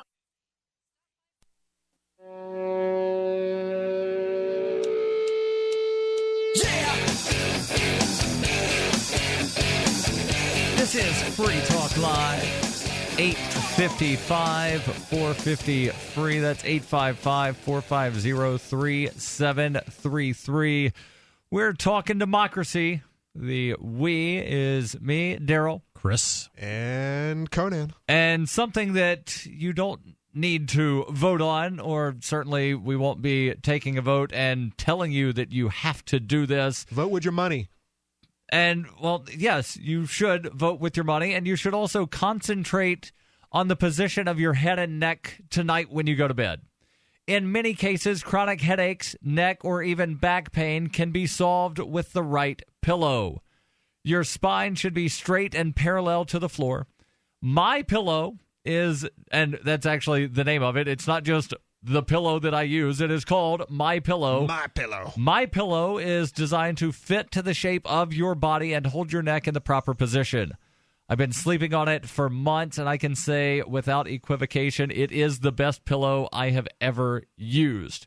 These things are machine washable. You can throw it in the washer, throw it in the dryer, and it's ready to go again.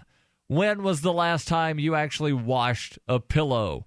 Can you imagine how many dust mites and stuff are in that? Don't worry, I have a solution. Go to mypillow.com. Buy a pillow. Don't worry about it not being as good as I say. There's a 60-day money-back guarantee. The pillow is guaranteed for 10 years, and if you use the code FTL, as in Free Talk Live, you will get 2 pillows for the price of one.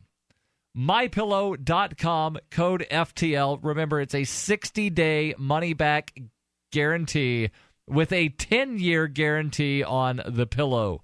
MyPillow.com/FTL. Darryl, read that first line again about your head connected to your neck or something. In many cases, chronic headaches, neck and back pain can be solved with the right pillow. No, you said something head to neck. You can, and I was totally thinking you were going Game of Thrones on us. Okay, now I'm. Pay attention to the position of your head and neck.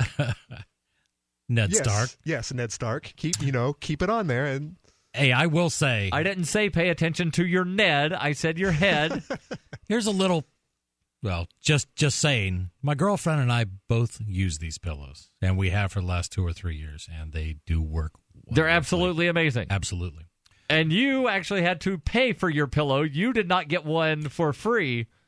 You need to call those like people a couple of the hosts did. You need to call those people up, Chris. That's great. Thank you for reminding me of that, Darryl. Anything else I've paid money and for? And if you would have ordered your pillow now and used code FTL, you could have got both of those pillows for the price of one. MyPillow.com, code FTL. Let's talk about democracy. Let's go back to the phones. We have Darryl calling in from Texas. And Darryl, you said that it's a republic, not a democracy, and just want to clarify that none of us on the show tonight said that the United States is a democracy. But since you used the term republic, I want to sort of pick a nit let's for a let moment. Let's let him share his piece first. Absolutely. Yeah, and one of my teachers explained why we have a republic and not a democracy here was we put people in office to do things for us instead. Like every time there's an issue, everybody runs to Washington, D.C., votes on the issue, then runs back home. Instead, you have people do that for you as to represent you. The problem is back when this country was started, if you wanted to vote, you had to be like a property owner or a business owner in order to vote. Or a white man. Because they want to make sure the people voting actually had skin in the game. So they wouldn't put people in office who would just, pretty much screw things up like we have now. So let me ask this question, and I will let you continue with your thought. When you say republic, can you define what you mean when you say republic? The only define I say would be a representative democracy. Okay. Okay, and that's where you're going, right, Darryl? That's the agreement, right? Because there are some people that say republic means limited government, and that's where I was really going to start picking the nit. And I'm glad you defined it the way it actually should be. The old way, where you had to have skin in the game in order to vote, I have always leaned in that direction because it does seem that one of the bigger problems in this country is that people who don't have any skin in the game can vote themselves more stuff every year and not even participate, not give to the community, not give to anything, and just get stuff pretty much for free. Right, but you also have some people that do supposedly have skin in the game that vote to get themselves free stuff. Correct. And yes, the big corporations are who actually probably control everything.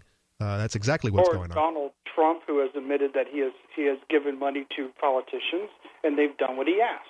Yeah, and he's a huge supporter of eminent domain, which is basically telling government, take somebody's property and give it to me because I can do better things with it, and you'll get more tax money from me. Yeah, and he's no different from Clinton in that regard, because she does the same thing. And the thing about eminent domain, it's kind of a side thing, is there's two sides to that coin, and trust me, I think eminent domain it's awful. You have one side where they're just taking all of the land from people because they want to build a business. You also have a thing where you have, 100 homeowners, 99 are like, yeah, Wilson, you have that one person says, I was born here and I will die here, and they pretty much screw over the other 99 because they won't sell. So there's another side to that coin. If you have ideal real estate and they're not going to give you what it's actually worth, then I would, what you think it's worth. Yeah, I would sit on it myself. I mean, there's that's just the way it works. It's really, in that case, it's really what I call stubbornness. Is they don't care how much it is. They're 88 years old, and they're going to stay there until they die. They don't care. Right, I can almost guarantee if you offered that 88-year-old person $20 million, they'd be like, hey, you know what? Screw it. I'll go live in a retirement home. Yeah, I mean, but even if they I know what you mean. Even if they are being selfish and they just don't want to move it's because their right. It's their right. I mean, who are you to take if they're it's their absolute right to be selfish or to be greedy or to make any decision they want. You can't just take their land from them. And that's the big thing. And when you get into the government actions that courts debate and things like that, when these questions of eminent domain for the common good, it is referred to as a taking. Is the taking justified? And I think that's an important word that we understand when we talk about eminent domain. It's not you're being stubborn. You may be stubborn, but you know what? It's your property. And that's something we cannot lose sight of. I agree with you. I was just saying that that's another side of that coin. True. That isn't a side I agree with. It's just, another view of it that other people may have. Absolutely. That, yeah. But you know what I would do if I was a community organizer and I thought that piece of real estate would be best? If you were a community organizer, you would resign because I know what type of person you are. Okay, yeah, but I would I would make a big deal out of it. I would write a letter to the editor, and I would get on the radio programs in the morning, and I would talk about this stubborn old man who won't sell his house for 3 times what it's actually worth because we want to build a. They never offer 3 times what they barely even offer what it is valued at. But here's where it gets all screwy, is because if it's a practical reason, let's just say that I want Conan's house because they're going to build a big new freeway through there, and it's going to really make it easier for people all around to commute. And guess what? Some new factories are going in and distribution centers, and it's going to create all these jobs and tax money and all these things. The people tend to feel that, okay, well, for all those reasons, that guy really ought to give it up. And they feel that it is legal and moral because it was put in place. It was put in place through our, quote, democracy, through our representative republic, our federal republic, however you want to say it. But suddenly, because it's there's a feeling of rightness, that it is fair, even if it's taking.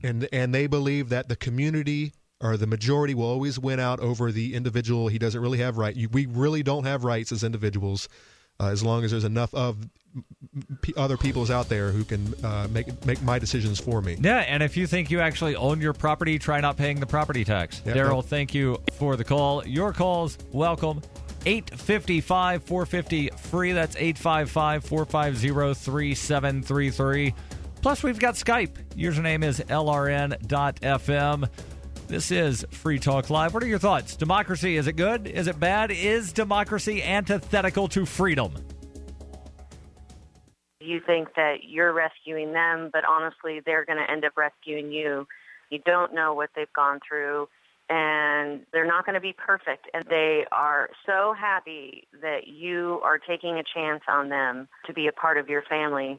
I urge you to go down to your local shelters, pounds, dog rescues, foundations, you name it, and rescue a dog. Once you get your rescue dog, you should definitely order some Dinovite. Go online and order it. DINOVITE.com.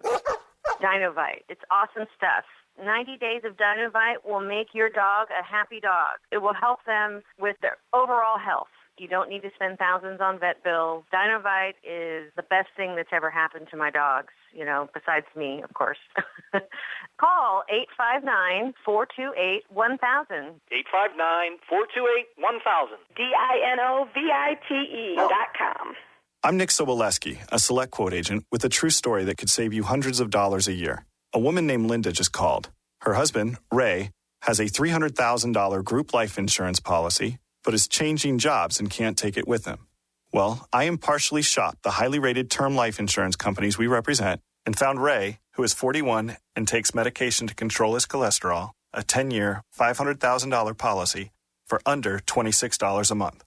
That's almost twice the coverage for less than half of what he had paid. If SelectQuote hasn't shopped for your life insurance, you're probably paying too much. For your free quote, call 1-800-403-4885. That's 1-800-403-4885. 1-800-403-4885. Or go to SelectQuote.com. We shop. You save. Get full details in the example policy at SelectQuote.com/commercials. Your price could vary depending on your health, issuing company, and other factors. Not available in all states. Free Press Publications is an independent, alternative media and publishing company founded in June 2009 with the mission of ensuring a free press for the freedom movement and is committed to spreading the message of peace, freedom, love, and liberty. FPP also gives new authors an avenue for publishing freedom-oriented material.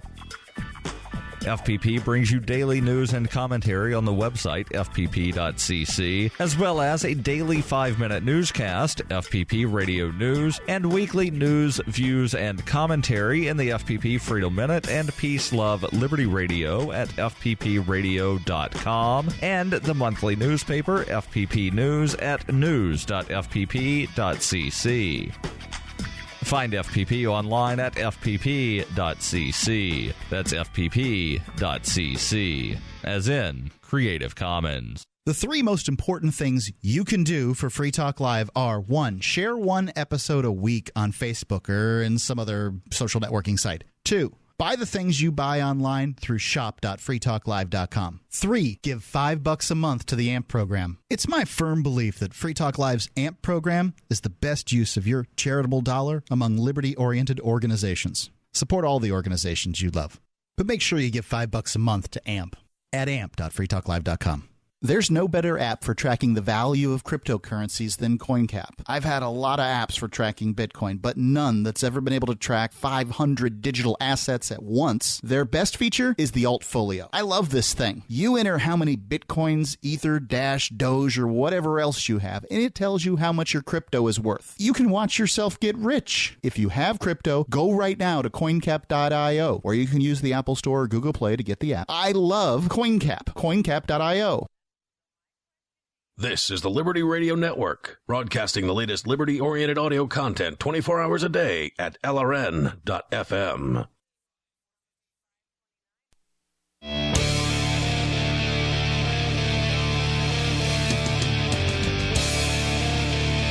This is Free Talk Live, 855-450-FREE. That's 855-450-3733.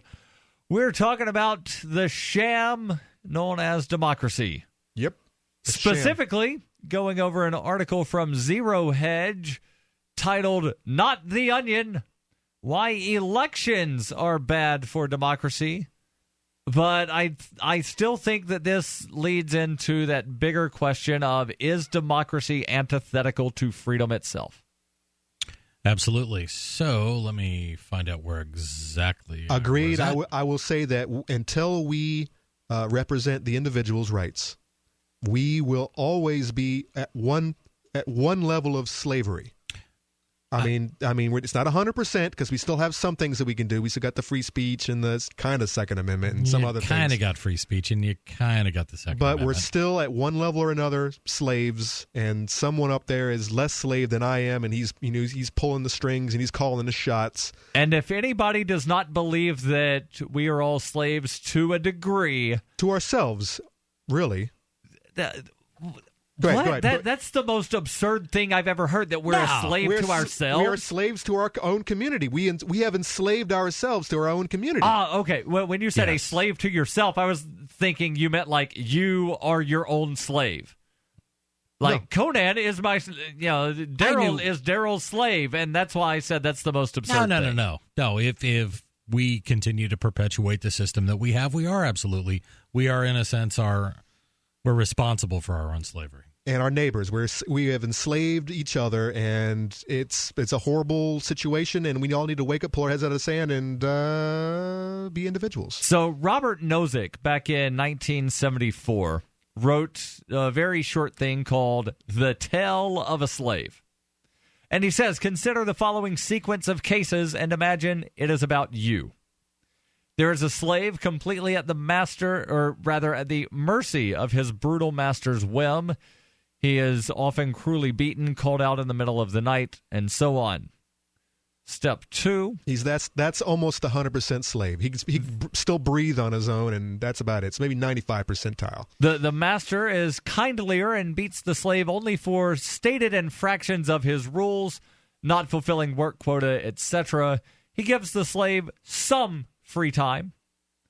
The master has a group of slaves and decides how things are to be allocated among them on nice grounds, taking into account their needs, merit, etc. Step 4, the master allows his slaves 4 days on their own and requires that they only work 3 days on his land. The rest of the time is their own. The master allows his slaves to go off and work in the city anywhere they wish for wages. He requires only that they send back to him 3/7 of their wages, but he still retains the power to recall them to the plantation if some emergency threatens his lands, and he can always raise or lower the 3/7 amount required to be turned over to him.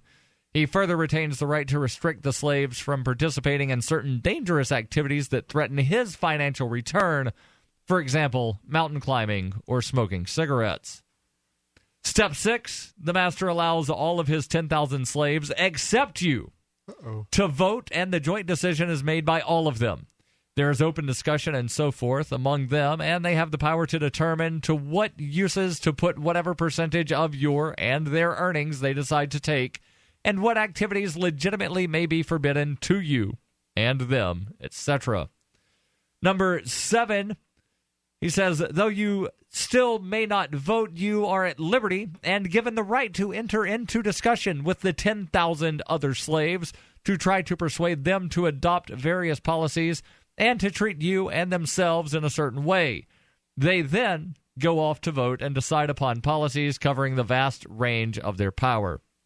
Step 8, in appreciation of your useful contribution to discussions. The 10,000 slaves allow you to vote if they are deadlocked. They commit themselves to this procedure. After the discussion, you mark your vote on a slip of paper. They go off and vote. In the eventuality that they divide evenly on some issue, 5,000 for and 5,000 against, they will look at your ballot. This has never yet happened, and they've never had the occasion to open your ballot. A single master might also commit himself to letting his slaves decide any issue concerning him about which he, the master, was absolutely indifferent. Step 9, they throw your vote in with theirs. If they are exactly tied, your vote carries the issue. Otherwise, it makes no difference to the electoral outcome. The question is, what transition from step 1 to step 9 made it no longer the tale of a slave? This is true. Very true. And let's go to the phones. We've got Mike calling in from Oregon. Mike, you're on Free Talk Live. Go ahead with your thoughts. Hey, guys. Boy, isn't it ironic that I turned the show on just now and you guys are talking about the exact topic that I was calling in to another talk radio show today about. And I don't know if I'm allowed to say who it was on the air, but I was calling in about the legitimacy of taxation and democracy and all this. And I'm guessing this was a more mainstream radio program. How did they take the call about taxation? Well, he was asking me, you know, I said to him, I said, what obligation do I have to pay taxes? It's not legitimate because it's being taken by force. And he said to me, he's like, well, you do have an obligation. He says, because how do you expect, he used the scenario of when you go out to dinner, you split up the bill and stuff. And he didn't really let me get everything out, And he said, you try to find a system that's better than the United States, and you go move there. And when I actually tried to explain, and he mentioned anarchy, and I says, well, I'll tell you the true definition of anarchy. And he goes, no, we're not going to get into that. And he didn't really let me. Well, you should have told him the true definition of anarchy is I'm not going out to eat. I'm staying in the night making my own food. I have no rulers. Well, that's the thing is I couldn't really get in a word edgewise because I find it ironic that these other talk show hosts is they complain about the government, they complain about where their money goes after their tax, but yet they still to this day keep defending the system. And I just can't understand why they're so deadlocked into doing it. They complain about how the other party spends their money, how the left spends their money, or how the right spends their money, because they know how to spend our money better than the other party. That's what they really mean. And you know what I think the issue is when you call these other talk shows? Mm-hmm. And I think it was absolutely the case today. He's never thought about it. In other words, it's not part of it. It's not part of his paradigm. Exactly. That paying taxes is just part of how it is, and it's been going on for 100 years at the federal level. It's been going on longer than that at various levels. George Washington sent the militia to go after people that refused to pay one of his taxes. So, I know you just you just have to do it. But George Washington thought taxes were okay, and that's the thing is that you were asking questions that were outside of his not only his comfort zone, but outside of his area of knowledge, things that he has never asked himself. And I applaud you for calling shows like that and, trying to toss a seed at, well, wait, maybe this is something I need to think about. And maybe I need to have a better answer. Somebody calls me up and asks me that same question. Hey, we've all seen, I think the three of us have seen the meme. The Aztecs were sacrificing hundreds of thousands of criminals and prisoners and just lower life Aztecs, and why were they doing it? So that the sun would come up. It was part of their culture. It's the way we've always done it. It's like, how do we get the corn to grow well this year? We gotta sacrifice 10,000 criminals. Yeah. It was part of their culture. It was part of their paradigm. Here's the thing, Conan. You just brought up a really good point. Is the thought of taxation really isn't all about the roads and the school system. This is more of a quasi-tradition almost. It's turned into a tradition of, well, you got to pay your taxes, and then you take another bite of food and you forget all about it. And that's where the argument ends. People aren't really looking at what this really is, and that is theft. I mean, it really is stealing. Hey, these are playground rules. Yeah, you're preaching to the choir here, though. You don't like being bullied by me on this playground. You go find another playground with a swing set to go play on. But that's the thing. We have to take these conversations to people that don't get it. It's easy to sit here and have this conversation on the phone, or I talk with Darryl, I talk with Conan. We all agree. Yeah, we understand it. We're in a bubble. But we have to break out of that, and we have to have these conversations and just say, let's talk about that. Why do we have to do it this way? And until people start to grasp it on their own, we're not going to see changes in the way people feel and think. Get you a taxation of theft shirt and wear it everywhere.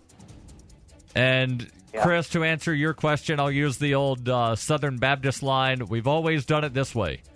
We've never done it any other way. Fair enough. Mike, thank you for the call. Your calls and thoughts, welcome. Hour 3 coming up next. This is Free Talk Live, 855-450 free. For Bitcoin to be ubiquitous, people need to use it. For people to use it, they must have it. How can we get Bitcoin into more hands? Well, tipping might be a great way. What if you could include a bonus Bitcoin tip along with your regular tip to a server? What if that Bitcoin returned to you if unclaimed after 30 days? An attractive business card-sized Bitcoin tip that is easily claimed, gives instructions on wallets, spending, and returns to the user if unused? Tip.freetalklive.com. Tip.freetalklive.com. Are you searching for your soulmate? Someone you can trust, who will never betray you or cooperate with the NSA?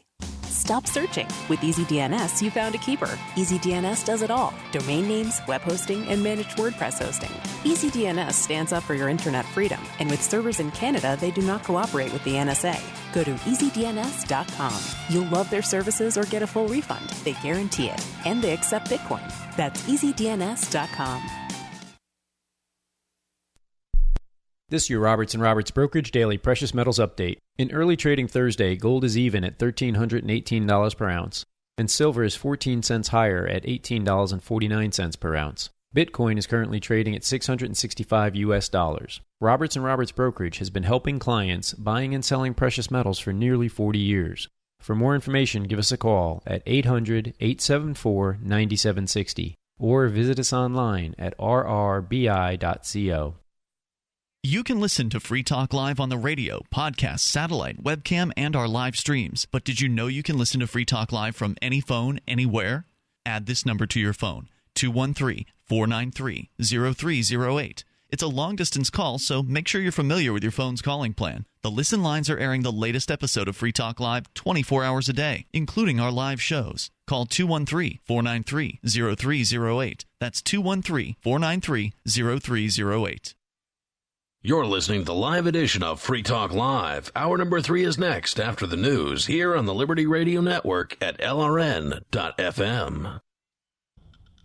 From Keene in the Shire, the Liberty Media capital of the world, this is Darryl W. Perry, host of FPP Radio News for Thursday, June 30th, 2016. Silver is trading at $18.39 per ounce. Gold is valued at $1,319 per ounce. And according to BitcoinAverage.com, the average price of Bitcoin is $655. Antiwar.com reports the U.S. Embassy in Iraq has announced that the U.S. government has secured a $2.7 billion loan to the Iraqi government to pay for their ammunition and equipment maintenance during the war against the Islamic State. The loan will have a term of 8.5 years at a 6.45% interest rate. The deal is part of the U.S. Foreign Military Finance Program. The same program provided Iraq with upwards of $4 billion during the previous U.S. occupation of Iraq, though in that case the money was in grant form and not to be paid back. The U.S. State Department said it was keen to provide the loan guarantees to Iraq to ensure that their struggling economy, made all the more struggling by weak oil prices, does not get in the way of their open-ended war against the Islamic State. It remains to be seen, of course, if Iraq ever pays back the loan, and in all likelihood the money to repay it will come out of U.S. foreign aid to Iraq 60, or visit online at rrbi.co. UPI reports 4 Baltimore police officers awaiting trial in the death of Freddie Gray have filed motions to have their cases dismissed. Lieutenant Brian Rice, Officer Garrett Miller, Sergeant Alicia White, and Officer William Porter cited defects in the prosecution's case after 2 recent disclosures. Earlier this month, during the trial of another defendant, Officer Caesar Goodson, Baltimore Police Detective Danielle Taylor testified that she was given a script by prosecutors to read to the grand jury that had several things that I found to be inconsistent with our investigation. In a separate case, a Baltimore sheriff's major said in an affidavit that he signed off on prosecutors' charges that did not have adequate details of the investigation. According to the motion, the officer who filed a statement of charges said in an affidavit that he was simply presented a narrative by the state's attorney's office and at most retyped the narrative, signed it under oath, and presented it for charges and arrest warrants for 6 officers. Attorneys for Rice said multiple defects rose to the level of prosecutorial misconduct and a violation of the officer's rights to due process. The filings in the other 3 cases contain similar language. When her plush and comfy life suddenly and unexpectedly fell apart, Brooke and her dog Cloud set out to defy the odds. If this is a man's world, as they say, living on the streets is no place for a young woman. One day she awoke in the redwood forest and realized she had become a hobo, and would ultimately come to know exactly what it means to survive. How to Be a Hobo by Brooke Willett is available from Amazon.com and all major bookstores.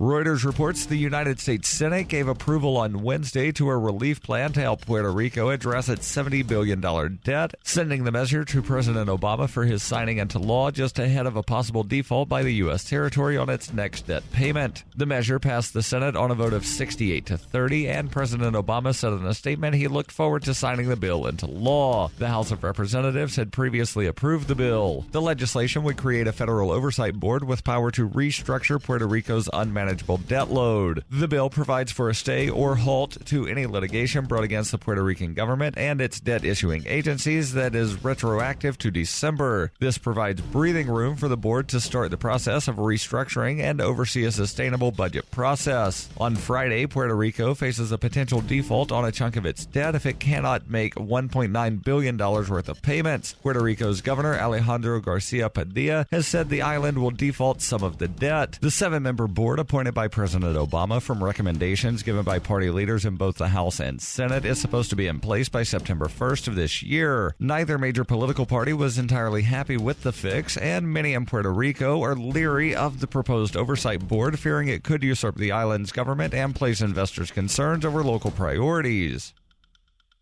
This has been FPP Radio News, online at fppradio.com. At Greyhound, we're committed to providing our customers with an exceptional travel experience, and that's why we've outfitted our 2014 line of motor coaches with new deluxe roadway seating that's moderately less disgusting than our traditional fare tickets. For a flat surcharge of $35, customers can upgrade to our exclusive deluxe seating area, where select seats have been refurbished with premium upholstery, boasting significantly less crumbs and Wendy's bags stuffed between the seats, guaranteed to leave you somewhat less repulsed than you are normally. Relax in the comfort that when your feet stick to the floor, they'll be sticking to up to 65% less indeterminate dried fluids. Passengers who upgrade to our elite seating experience will have the option of personalizing the garbage surrounding their seat with a pre-ride selection process, as well as a priority boarding feature where they'll be able to settle into their high-end motor coach accommodations without having to navigate through a crowd of inebriates, ex-convicts, and the morbidly obese. And from all of us at Greyhound, happy travels. This is the Onion News Network.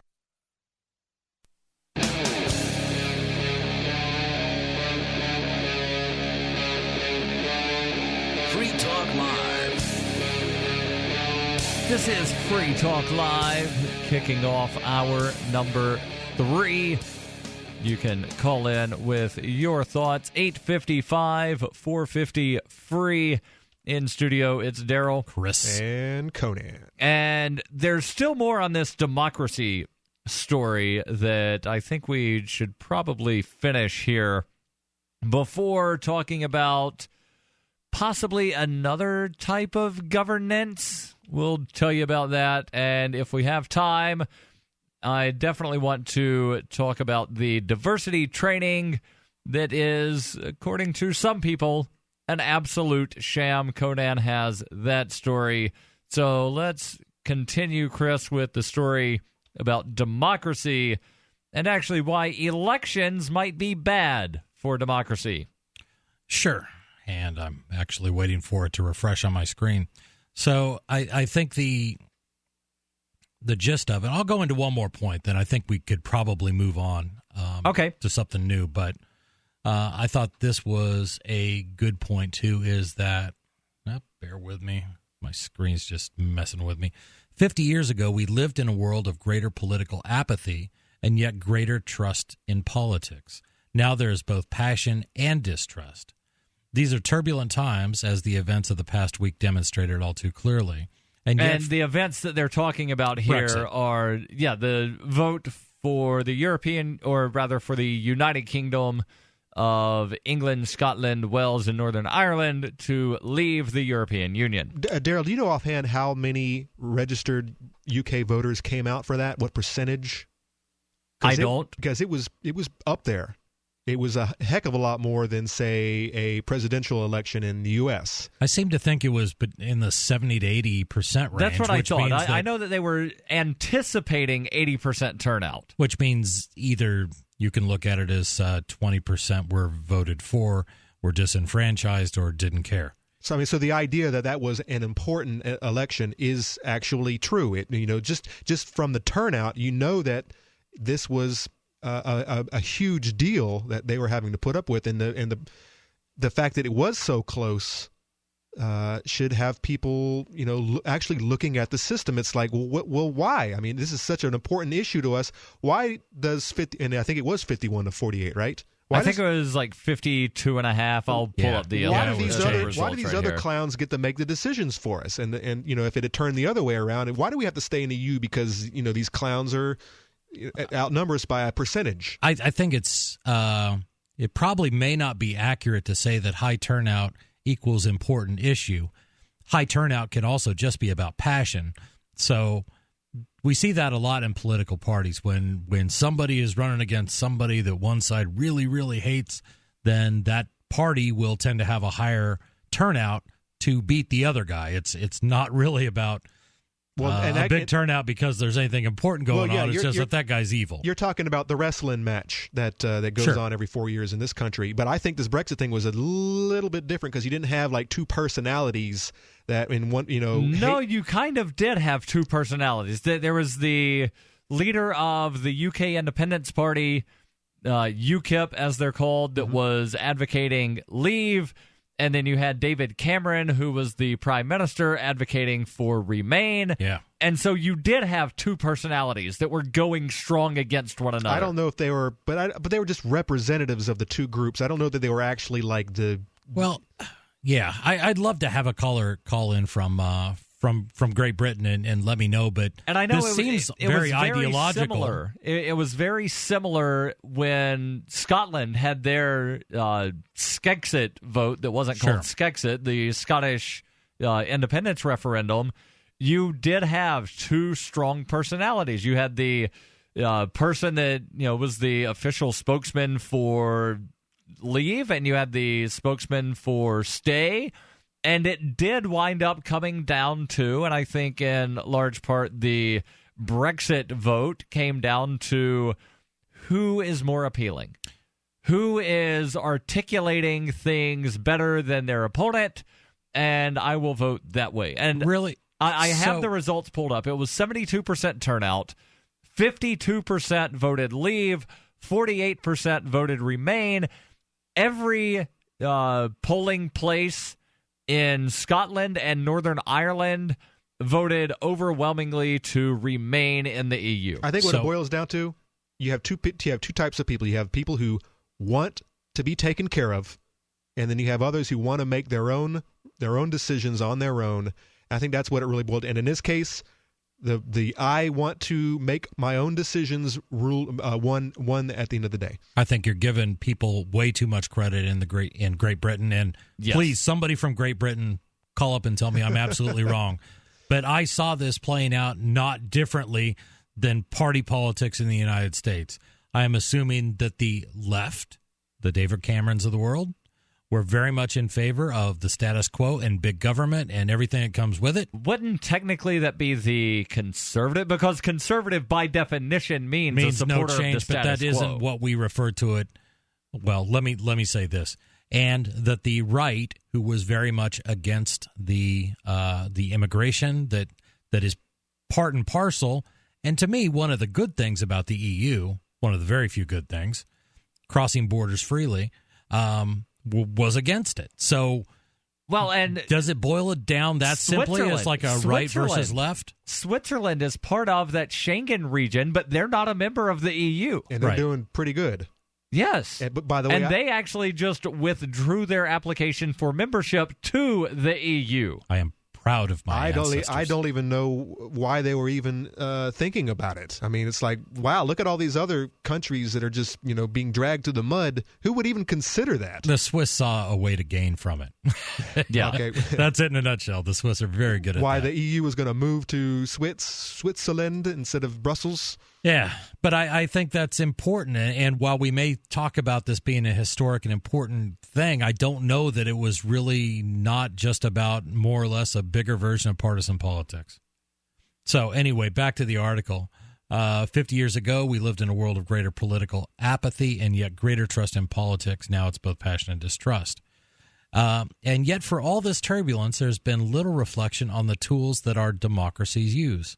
It is still a heresy to ask whether elections in their current form or a badly outmoded technology for converting the collective will of the people into governments and policies. We'll discuss and debate the outcome of a referendum without discussing its principles. This should be surprising. In a referendum, we ask people directly what they think when they have not been obliged to think, although they have certainly been bombarded by every conceivable form of manipulation in the months leading up to the vote. But the problem is not confined to referendums. In an election, you may cast your vote, but you are also casting it away for the next few years.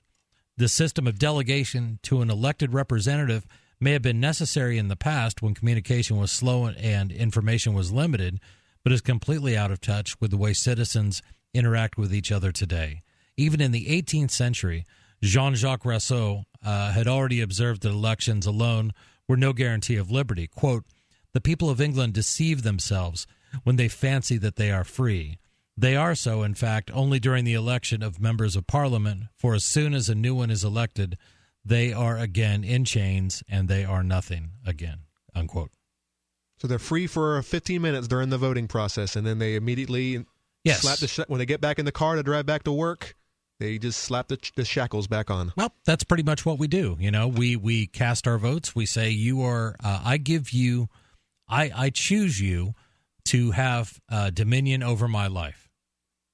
And that's it. And then we walk away.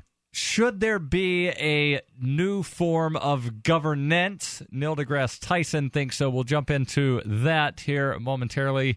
But first, your calls to 855-450-FREE.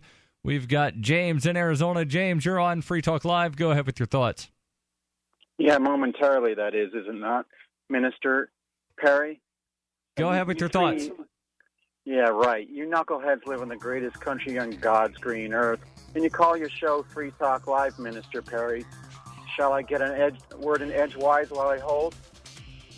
Do you have anything intelligent to say? I will place you on hold, and we'll find out. Your calls and thoughts welcome. 855-450-FREE. That's 855-450-3733. We're also on Skype. Username LRN.FM. Every once in a while, you get information that's worth changing your life for. This is one such time. You can save up to and beyond 25% on all purchases at Amazon. You probably heard of Bitcoin and just not thought much about it. You certainly know that you can get competitive pricing at Amazon, but now you can get a 25% discount on nearly everything you need to live. I've just given you a huge raise, and all you have to do is claim it. You go to saveitpurse.com and open an account. Do this right now. Don't wait. Then you fund the account with Bitcoin. You can buy them through expresscoin.com with a check or money order. There are other ways to get Bitcoin, but that's fast, safe, and easy. This information is worth you changing the way you do things. Go to saveitpurse.com right now, get signed up, and cash in on the huge raise I'm offering you. 15 to 25% off of everything at Amazon through saveitpurse.com. It's saveatpurse.com. I'm Nick Soboleski, a Select Quote agent with a true story that could save you hundreds of dollars a year. A woman named Linda just called. Her husband, Ray, has a $300,000 group life insurance policy, but is changing jobs and can't take it with him. Well, I impartially shopped the highly rated term life insurance companies we represent and found Ray, who is 41 and takes medication to control his cholesterol, a 10-year, $500,000 policy for under $26 a month. That's almost twice the coverage for less than half of what he had paid. If SelectQuote hasn't shopped for your life insurance, you're probably paying too much. For your free quote, call 1-800-403-4885. That's 1-800-403-4885. 1-800-403-4885. Or go to SelectQuote.com. We shop. You save. Get full details in the example policy at SelectQuote.com/commercials. Your price could vary depending on your health, issuing company, and other factors. Not available in all states. On Free Talk Live, we're bringing people to the ideas of liberty every day. From wrestling superstars like Glenn Jacobs. You guys really are having an impact, I believe. Like I said, a lot of where I am now is due to listening to Free Talk Live. You changed my mind on some very important issues years ago. To random people tuning in on the radio. I was kind of stuck in the left-right paradigm. I heard your show by chance on a Saturday night. from there, I went on, joined the Free State Project, and become an amplifier. So, I mean, that's really the reason why I amp is because I know that if it wasn't for you guys being on as many stations as you are, I never would have found the ideas of liberty. Your amp will directly change more lives by getting Free Talk Live in front of people looking for talk radio online and on the air. When you amp Free Talk Live, you get perks like access to the AMP-only Facebook group and AMP podcast. Visit amp.freetalklive.com.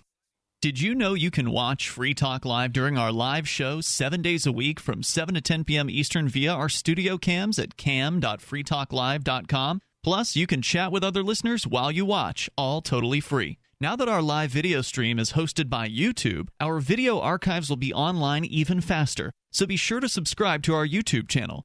Listen, watch, and chat all free at cam.freetalklive.com. That's cam.freetalklive.com. My name is Jacob Hornberger. I'm president of the Future of Freedom Foundation, which Congressman Ron Paul awarded for having an outstanding freedom website. Write us at fff@fff.org, and we'll send you a free 3-month subscription to our monthly journal of libertarian essays and our booklet, Economic Liberty in the Constitution, which George Mason University economics professor Walter Williams praised in a recent column. That's fff@fff.org. You can sign up to receive the latest about the Liberty Radio Network via our email updates at updates.lrn.fm. That's updates.lrn.fm.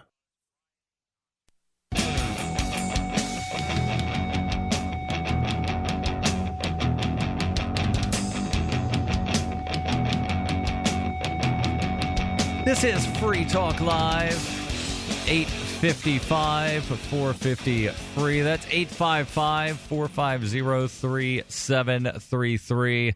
We're also on Skype. Username is lrn.fm. And, well, you know, maybe you have missed the healthcare deadline and don't have any form of healthcare insurance. Well, Liberty Health Share has the answer.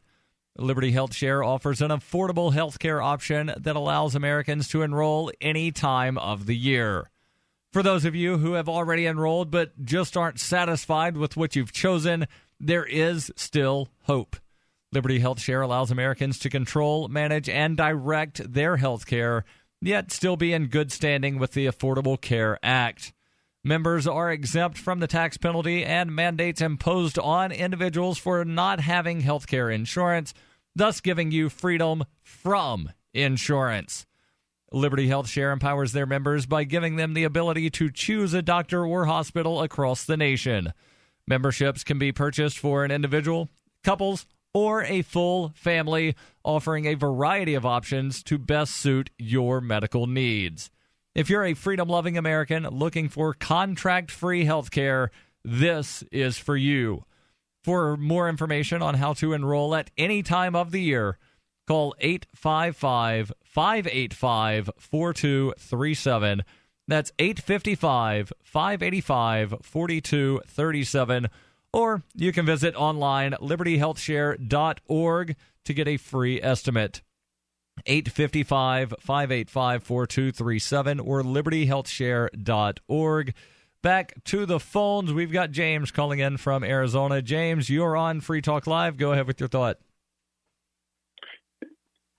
Yes, Chris, it would be nice to tell you my journey from the Libertarian Party to the Republican Party because of people like Minister Perry, who said something not only unintelligent, but extremely despicable on, of all things, a propaganda arm of Russian government called Russia Today, when he called United States of America the greatest terrorist state on earth. No, I called the United States military the world's largest terrorist organization.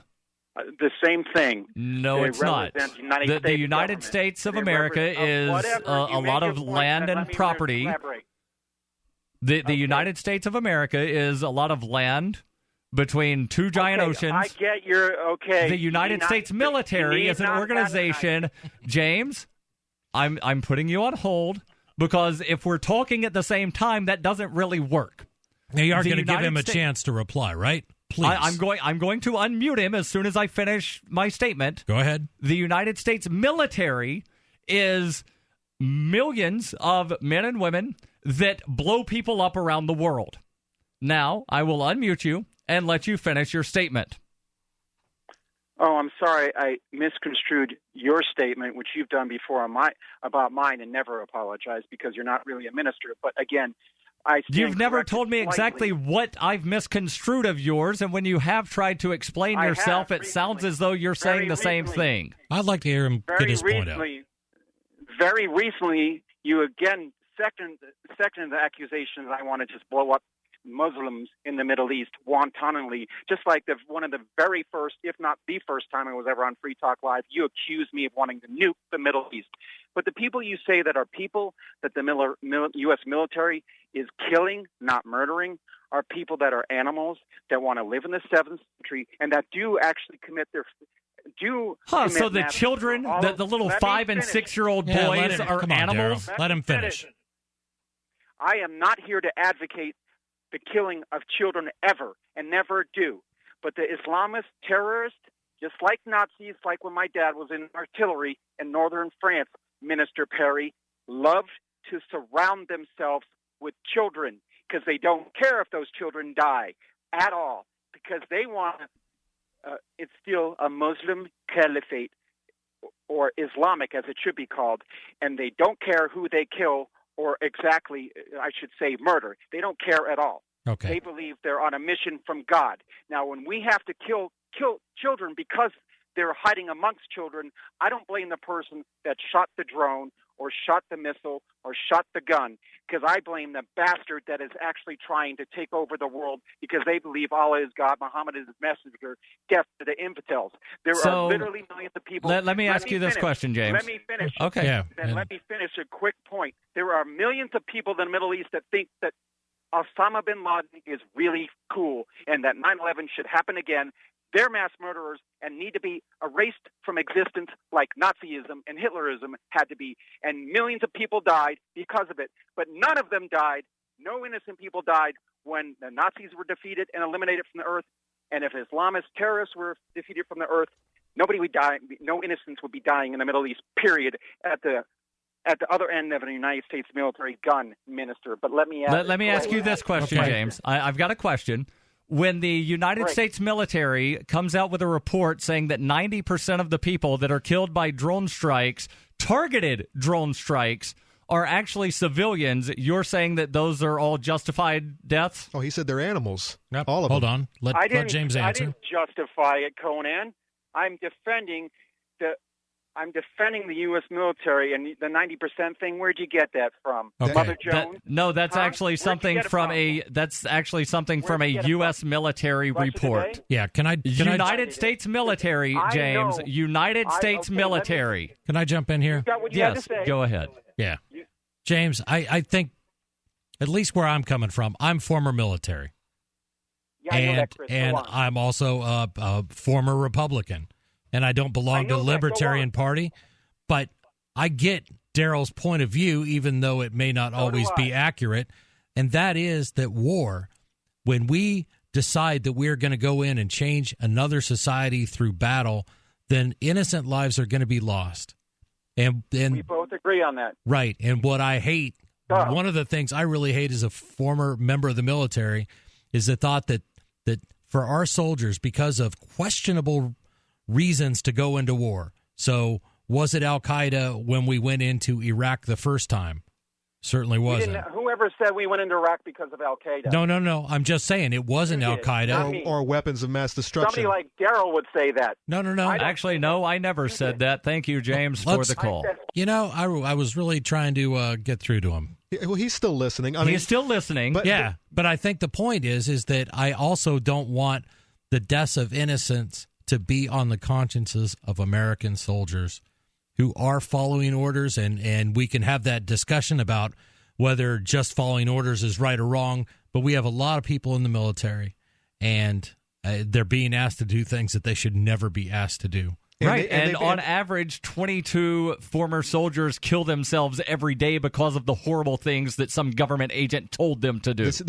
I could not agree more. Very, very curious numbers. They get these poor kids when they're young. They got me when I was young, when you're young and stupid, and you're best at most capable of just following orders, and then you get out and you don't know what you've done with yourselves for the last 8 years, and then later on when you're 50, 60, and the VA is giving you the hard run when you're trying to get your PSD treated or your amputated limbs, and you're like, I'm tired of it, and that's when the gun goes in the mouth, and that's what you get. Don't join the military, kids. Stay out of it. Your calls, your thoughts, welcome. 855-450 free. Is diversity training a good thing or not? This is Free Talk Live.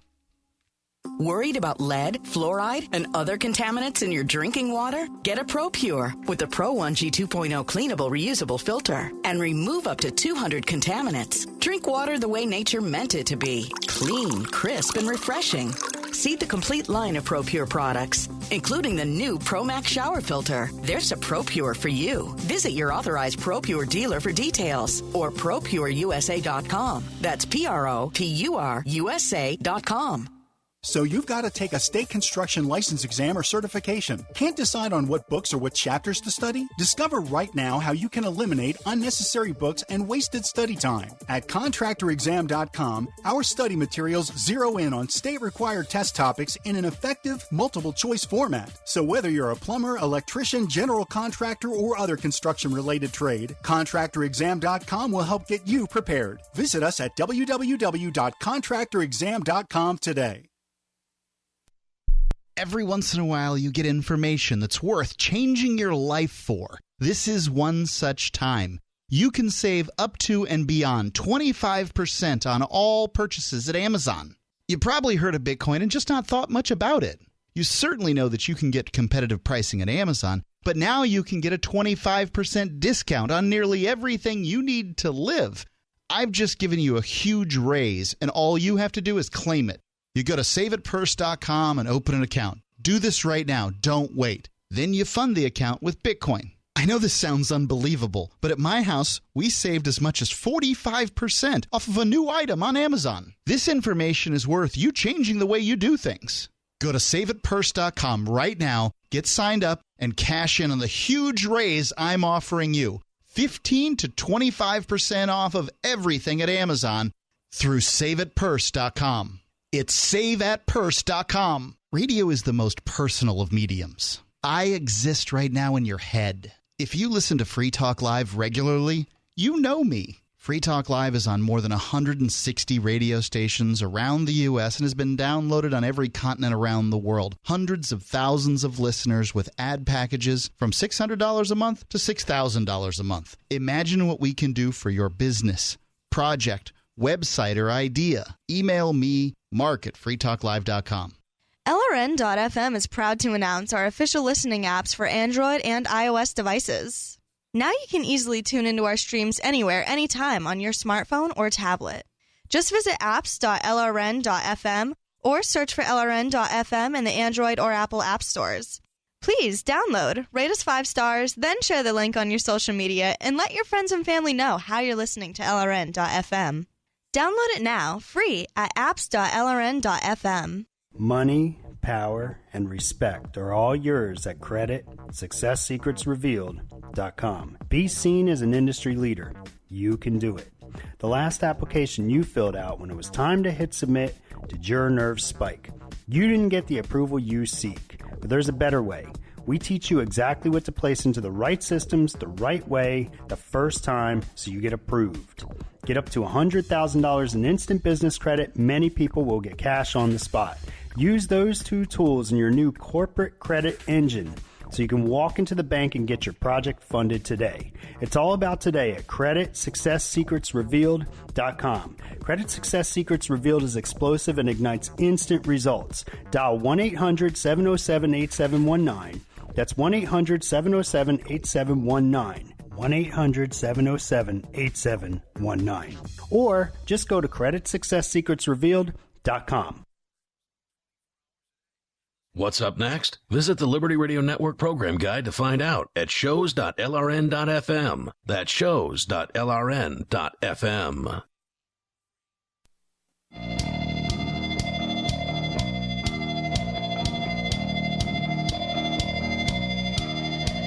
This is Free Talk Live. 855-450-FREE. That's 855-450-3733.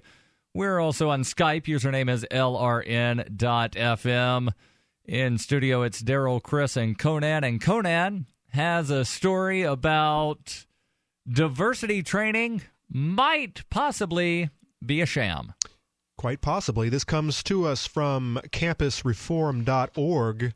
Anthony Gakowski writes, administrators across the country are folding to student demands for more diversity, but a recent study out of Harvard suggests that mandatory diversity trainings are actually making schools less diverse. No. Not more.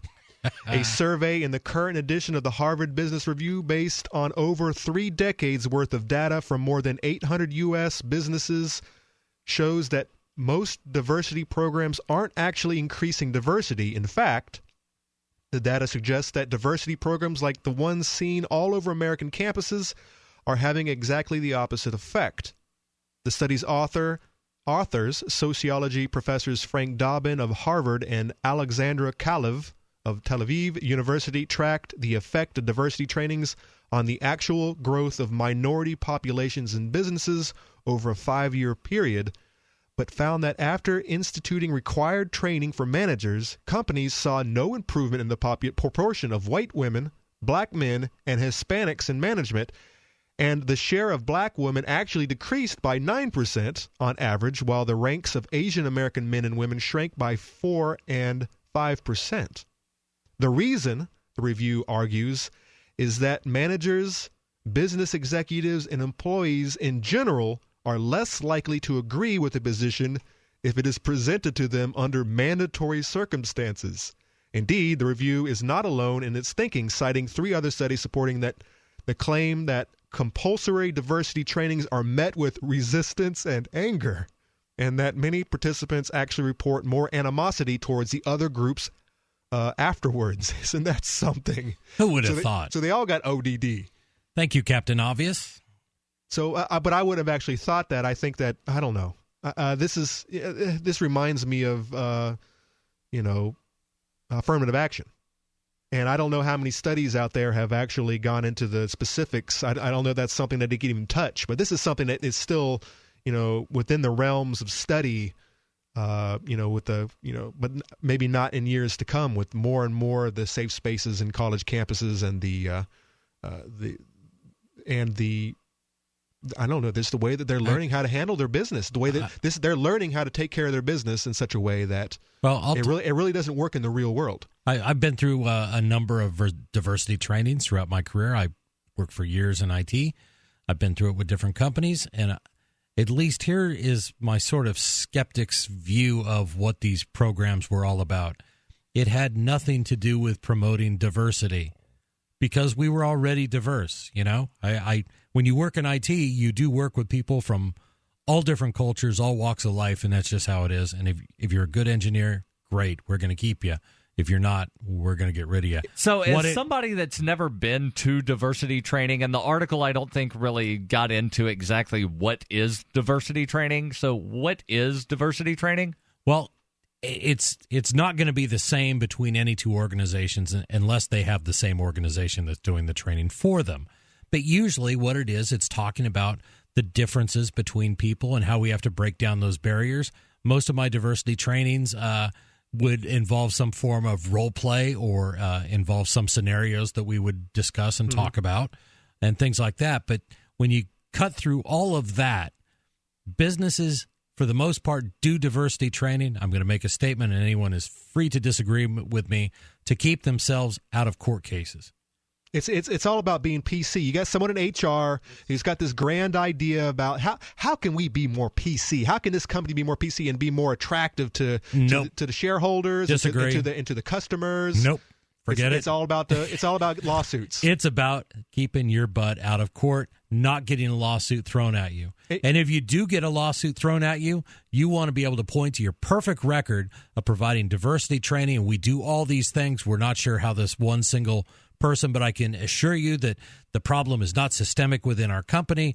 Please don't punish. Same reason they wind up doing the sexual harassment stuff of don't slap your secretary on the butt. No difference whatsoever. So I may be, I may be a little jaded after sitting through hours and hours and hours of these things, but that to me is all it came down to. And you know what? Most people, there is never ever a problem, except that these situations are always being stirred up. It's like Black History Month. It's like why do we still have this? Right. And why? I mean it makes sense maybe when it was still fresh in people's minds, but it's so long ago. And if you keep stirring it up and reminding people, to be angry at each other. No, let's just be humans. Let's just live with each other and hate each other for other reasons. Exactly. For the life of me, and I know there are many different cultures and many different environments around the country, but I can honestly say that the companies that I worked for, if a black woman was more qualified and a better worker than a white male, guess who's getting the promotion? Yep. And that was certainly the case with me. I mean, we were held accountable for what we produced, and why would you not want to have the best person do that? So certainly there are people out there that are prejudiced. Certainly there are. But I can tell you there's a whole litany of things that corporations do because it's been foisted upon them by regulation, by legislation, and by lawsuits. Well, according to this article, the reason that it doesn't work is because we're all rebels. And when you force someone to do something that it might not necessarily agree with, or in your case, Chris, where it's just so aggravatingly long, and you could be being productive right now, but here you are sitting in this 2-hour class watching bullcrap programs and then role playing stuff that never would have happened in your situation because you're just getting along with your coworkers just fine. But now they're riling all this up, they're stirring it all up and making the soup cloudy. I guess it depends on. Oh yeah, when do you think you're going to hear the best racist jokes? After diversity training or during diversity training, because somebody's going to crack a joke, and it's going to be somebody cracking a joke about their own race, you know what I mean, or something like that. But it's just insanity. And like I said, I mean, I don't know what the goal of our company was. I can certainly suspect that it was simply to provide an adequate defense if necessary. Let me read some more of this. Further, the review argues that the positive effects of a diversity training session are transitory, rarely lasting beyond a day or two, while a number of studies suggest that it can activate bias or spark a backlash. In many cases, diversity trainings are administered using negative messages, with instructors often emphasizing the legal consequences of discrimination and telling horror stories of crushing settlements. But the review contends that threats of negative incentives don't win converts.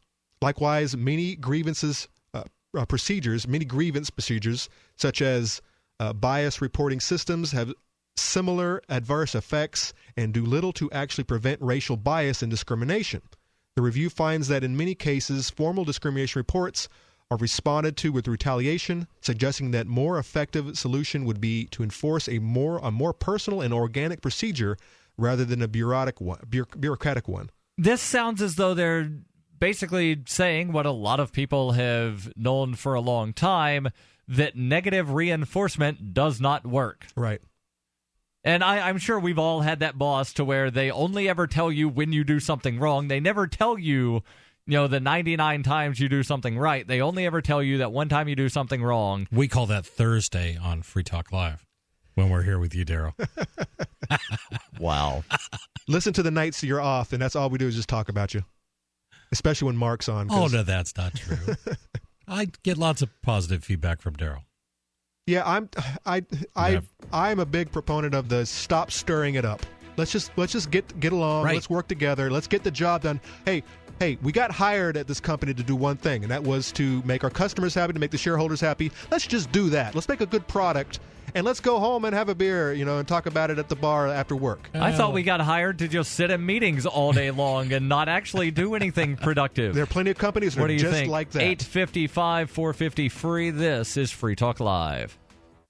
All right, listen up, because this is the most important thing you're going to hear all day. What if I said you could make money flipping houses without any cash, credit, or manual labor? And what if I said you could do it part-time from the comfort of your home? Sound unflippin' believable? Hi, I'm Preston Neely, and I'm going to prove it by sending you a free copy of my smash hit selling book, How to Get Rich in Real Estate. It sells online for $19.95, but I'm giving away free copies this week. To get one before they're gone, call 1-800-960-4295. I used to be so broke, I had my electricity shut off 9 times, but I figured out a simple way to make money flipping houses without even breaking a sweat. Now I'm living the good life, and so should you. Listen, if you're sick and tired of stressing about money, this book could change your life. Hands down, it's the fastest, easiest way to get started in real estate. Let me prove it. Call right now to find out how to get your free book. When they're gone, they're gone. Call 1-800-960-4295. 1-800-960-4295.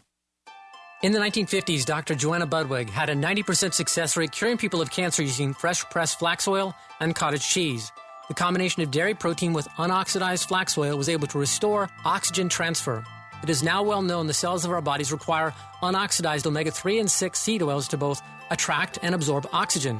For the first time, there are seed oils with virtually zero oxidation, even after 1 year at room temperature. All other, quote, cold-pressed seed oils are structurally damaged and significantly oxidized by the time you consume them. Andrea's seed oils retain the correct shape, electron content, and information that is quickly communicated to all the cells of your body. By taking these sacred seed oils, your whole body will begin to use oxygen as the Creator designed it. Now combine this with our Life Force Enhanced One World Whey protein, and you have a winning combination to confer energy and health like never before. Call 888-988-3325 or visit sacredseedoils.com. That's sacredseedoils.com. Understanding your credit score is the first step towards managing and improving it. This is Charlie Sundstrom with your Van Dyke Mortgage Minute. The most influential component of your credit score is your payment history. Almost equally as important is the amount you owe on credit accounts. Also impacting your score, but to a lesser degree, are the length of time you've utilized your credit, the number of new accounts, credit inquiries, and your various types of credit accounts. To help achieve or maintain a healthy credit score, have a system set up to assure your bills are always paid on time. Don't max out your cards. It's better to have a high credit limit with a low balance. Never close old accounts. The age of these can actually help your credit score. But don't be afraid to use your credit. You need several accounts in order to have a credit score. Just keep the corresponding payments within your means. For your mortgage pre-approval and refi needs, start by visiting VanDykeMortgage.com. Corporate NMLS 3035. Van Dyke Mortgage is an equal housing lender. Charlie Sundstrom, NMLS 134251. The 3 most important things you can do for Free Talk Live are: 1, share 1 episode a week on Facebook or in some other social networking site. 2, buy the things you buy online through shop.freetalklive.com. 3, give $5 a month to the AMP program. You likely buy all kinds of things online. Amazon is the largest online retailer. You can get what you need at the same prices with free Super Saver shipping by going to shop.freetalklive.com. Please do your online shopping at shop.freetalklive.com. This Your Family Today tip is brought to you by Ovaltine. Give your kids the nutrition they need to be their best. Visit us at ovaltineusa.com. Telling your child about healthy food choices is important, but showing her what to eat goes a lot further. Have her help create the grocery list, then bring her to the store with you. Picking out healthy foods together helps kids get in the habit of thinking about what they're eating every day. For more tips like these, visit us at parenthood.com/yourfamilytoday. If you enjoy LRN.FM, please contribute to your favorite shows via their websites and become an amplifier at amp.lrn.fm. That's amp.lrn.fm.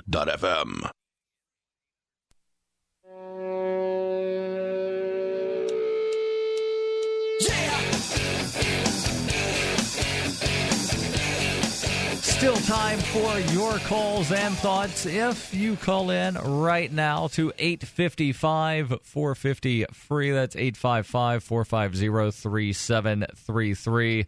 We're also on Skype. Username is LRN.FM.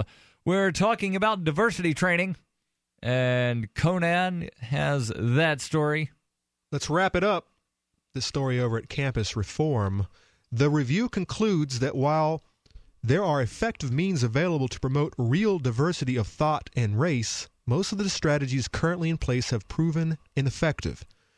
Quote, strategies for controlling bias, which drive most diversity efforts, have failed spectacularly since they were introduced to promote equal opportunity. The authors assert, pointing out that Black men have barely gained ground in corporate management since 1985, while white women haven't progressed since 2000. Quote, it isn't that there aren't enough educated women and minorities out there. Both groups have made huge educational gains over the past 2 generations. The problem is that we can't motivate people by forcing them to get with the program and punishing them if they don't, they explain. The numbers sum it up. Your organization will become less diverse, not more, if you require managers to go to diversity training, try to regulate their hiring and promotion decisions, and put in a legalistic grievance system. And I think what this is wrapping up to is free people, free individuals make better decisions in the long run, and telling people what to do. They're going to naturally rebel against you and have issue with being forced to do something they might not agree with. They might agree with you. They might absolutely 100% agree with you. But when you tell them that they have to do something, they already agree with you, but you tell them to, they're going to just naturally rebel against you. Yeah, I think wearing a seatbelt is a good idea. Yep, but when you have someone standing over your shoulder... I don't do it because there was some law passed that said that you must do this for your own safety. And I said, you know what? Don't tell me what to do.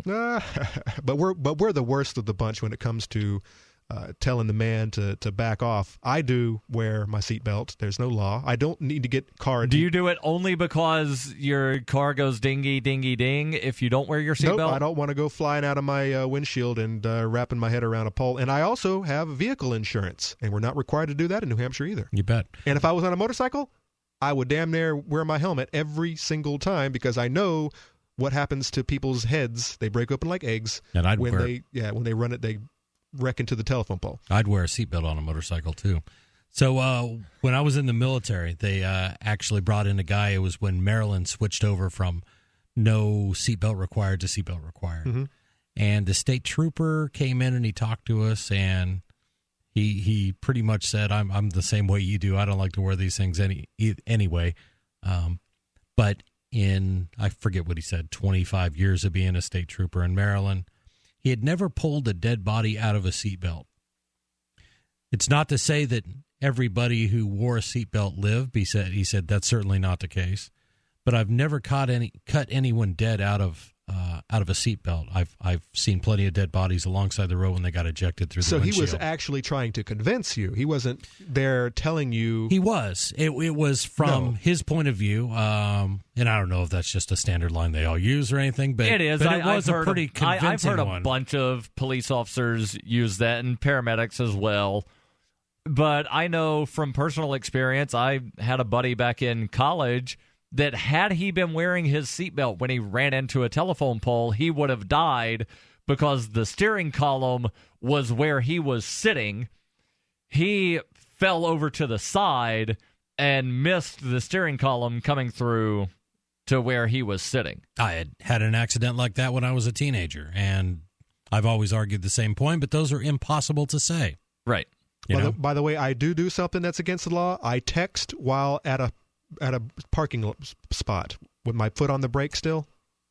You're not allowed to do that in New Hampshire. Oh, yeah, New Hampshire, if your vehicle is on, you are not allowed to look at your phone for any reason, even if it's to type in the address of where you're going and using your phone as a GPS, because the law is absolutely horribly written. Let's go to the phones. We've got Ryan calling in from West Virginia. Ryan, oops, I hit the wrong button there. Board op, please let Ryan call back in. My finger slid over and hit drop instead of air. Likely. No, that was a total accident. Apologies, Ryan, on that. So if you're at a stoplight, right? If you put the vehicle into park, can you text legally? Not unless you turn your car off, and then that would be probably violating something else. Yeah, turning your car off in traffic. Yes. Even if you wanted to save some gas and quit that gaseous emissions, and because you're a greenie. And it's also in New Hampshire illegal to put your car in neutral while you are driving. So coasting, illegal. Something else that's illegal? Don't the one about collecting seaweed after a certain hour? Being a Secret Service agent and embezzling funds from an entity that you were tasked with investigating And we all know about the Secret Service agent who stole a bunch of money from the Silk Road while he was part of that investigation. Well, headline now... Wait, Darryl, that wasn't just a perk of the job? No. This guy's in prison for a little bit of time. Sean Bridges pled guilty last year and was sentenced to 6 years in prison for stealing about $800,000 worth of Bitcoin. Apparently, now has been connected to another theft of about $700,000 worth of Bitcoin from a Secret Service account. Interesting. 3 months after the agency was urged to block his access. This individual, Sean Bridges, again, he was involved in the Ross Ulbricht trial, and the fact that he had been, I believe, indicted or knew of his investigation and was about to be indicted, that was not able to be brought up in trial by Ross Ulbricht's attorneys. You can find out more about that trial and donate to the Ross Ulbricht Legal Defense Fund at freeross.org. Let's go back to Ryan. Ryan, you now are on Free Talk Live. Go ahead with your thoughts. Hey, guys. How you doing? I was just thinking about this was kind of off topic here, but all the terrorist, the terror attacks going on all over the world and everything.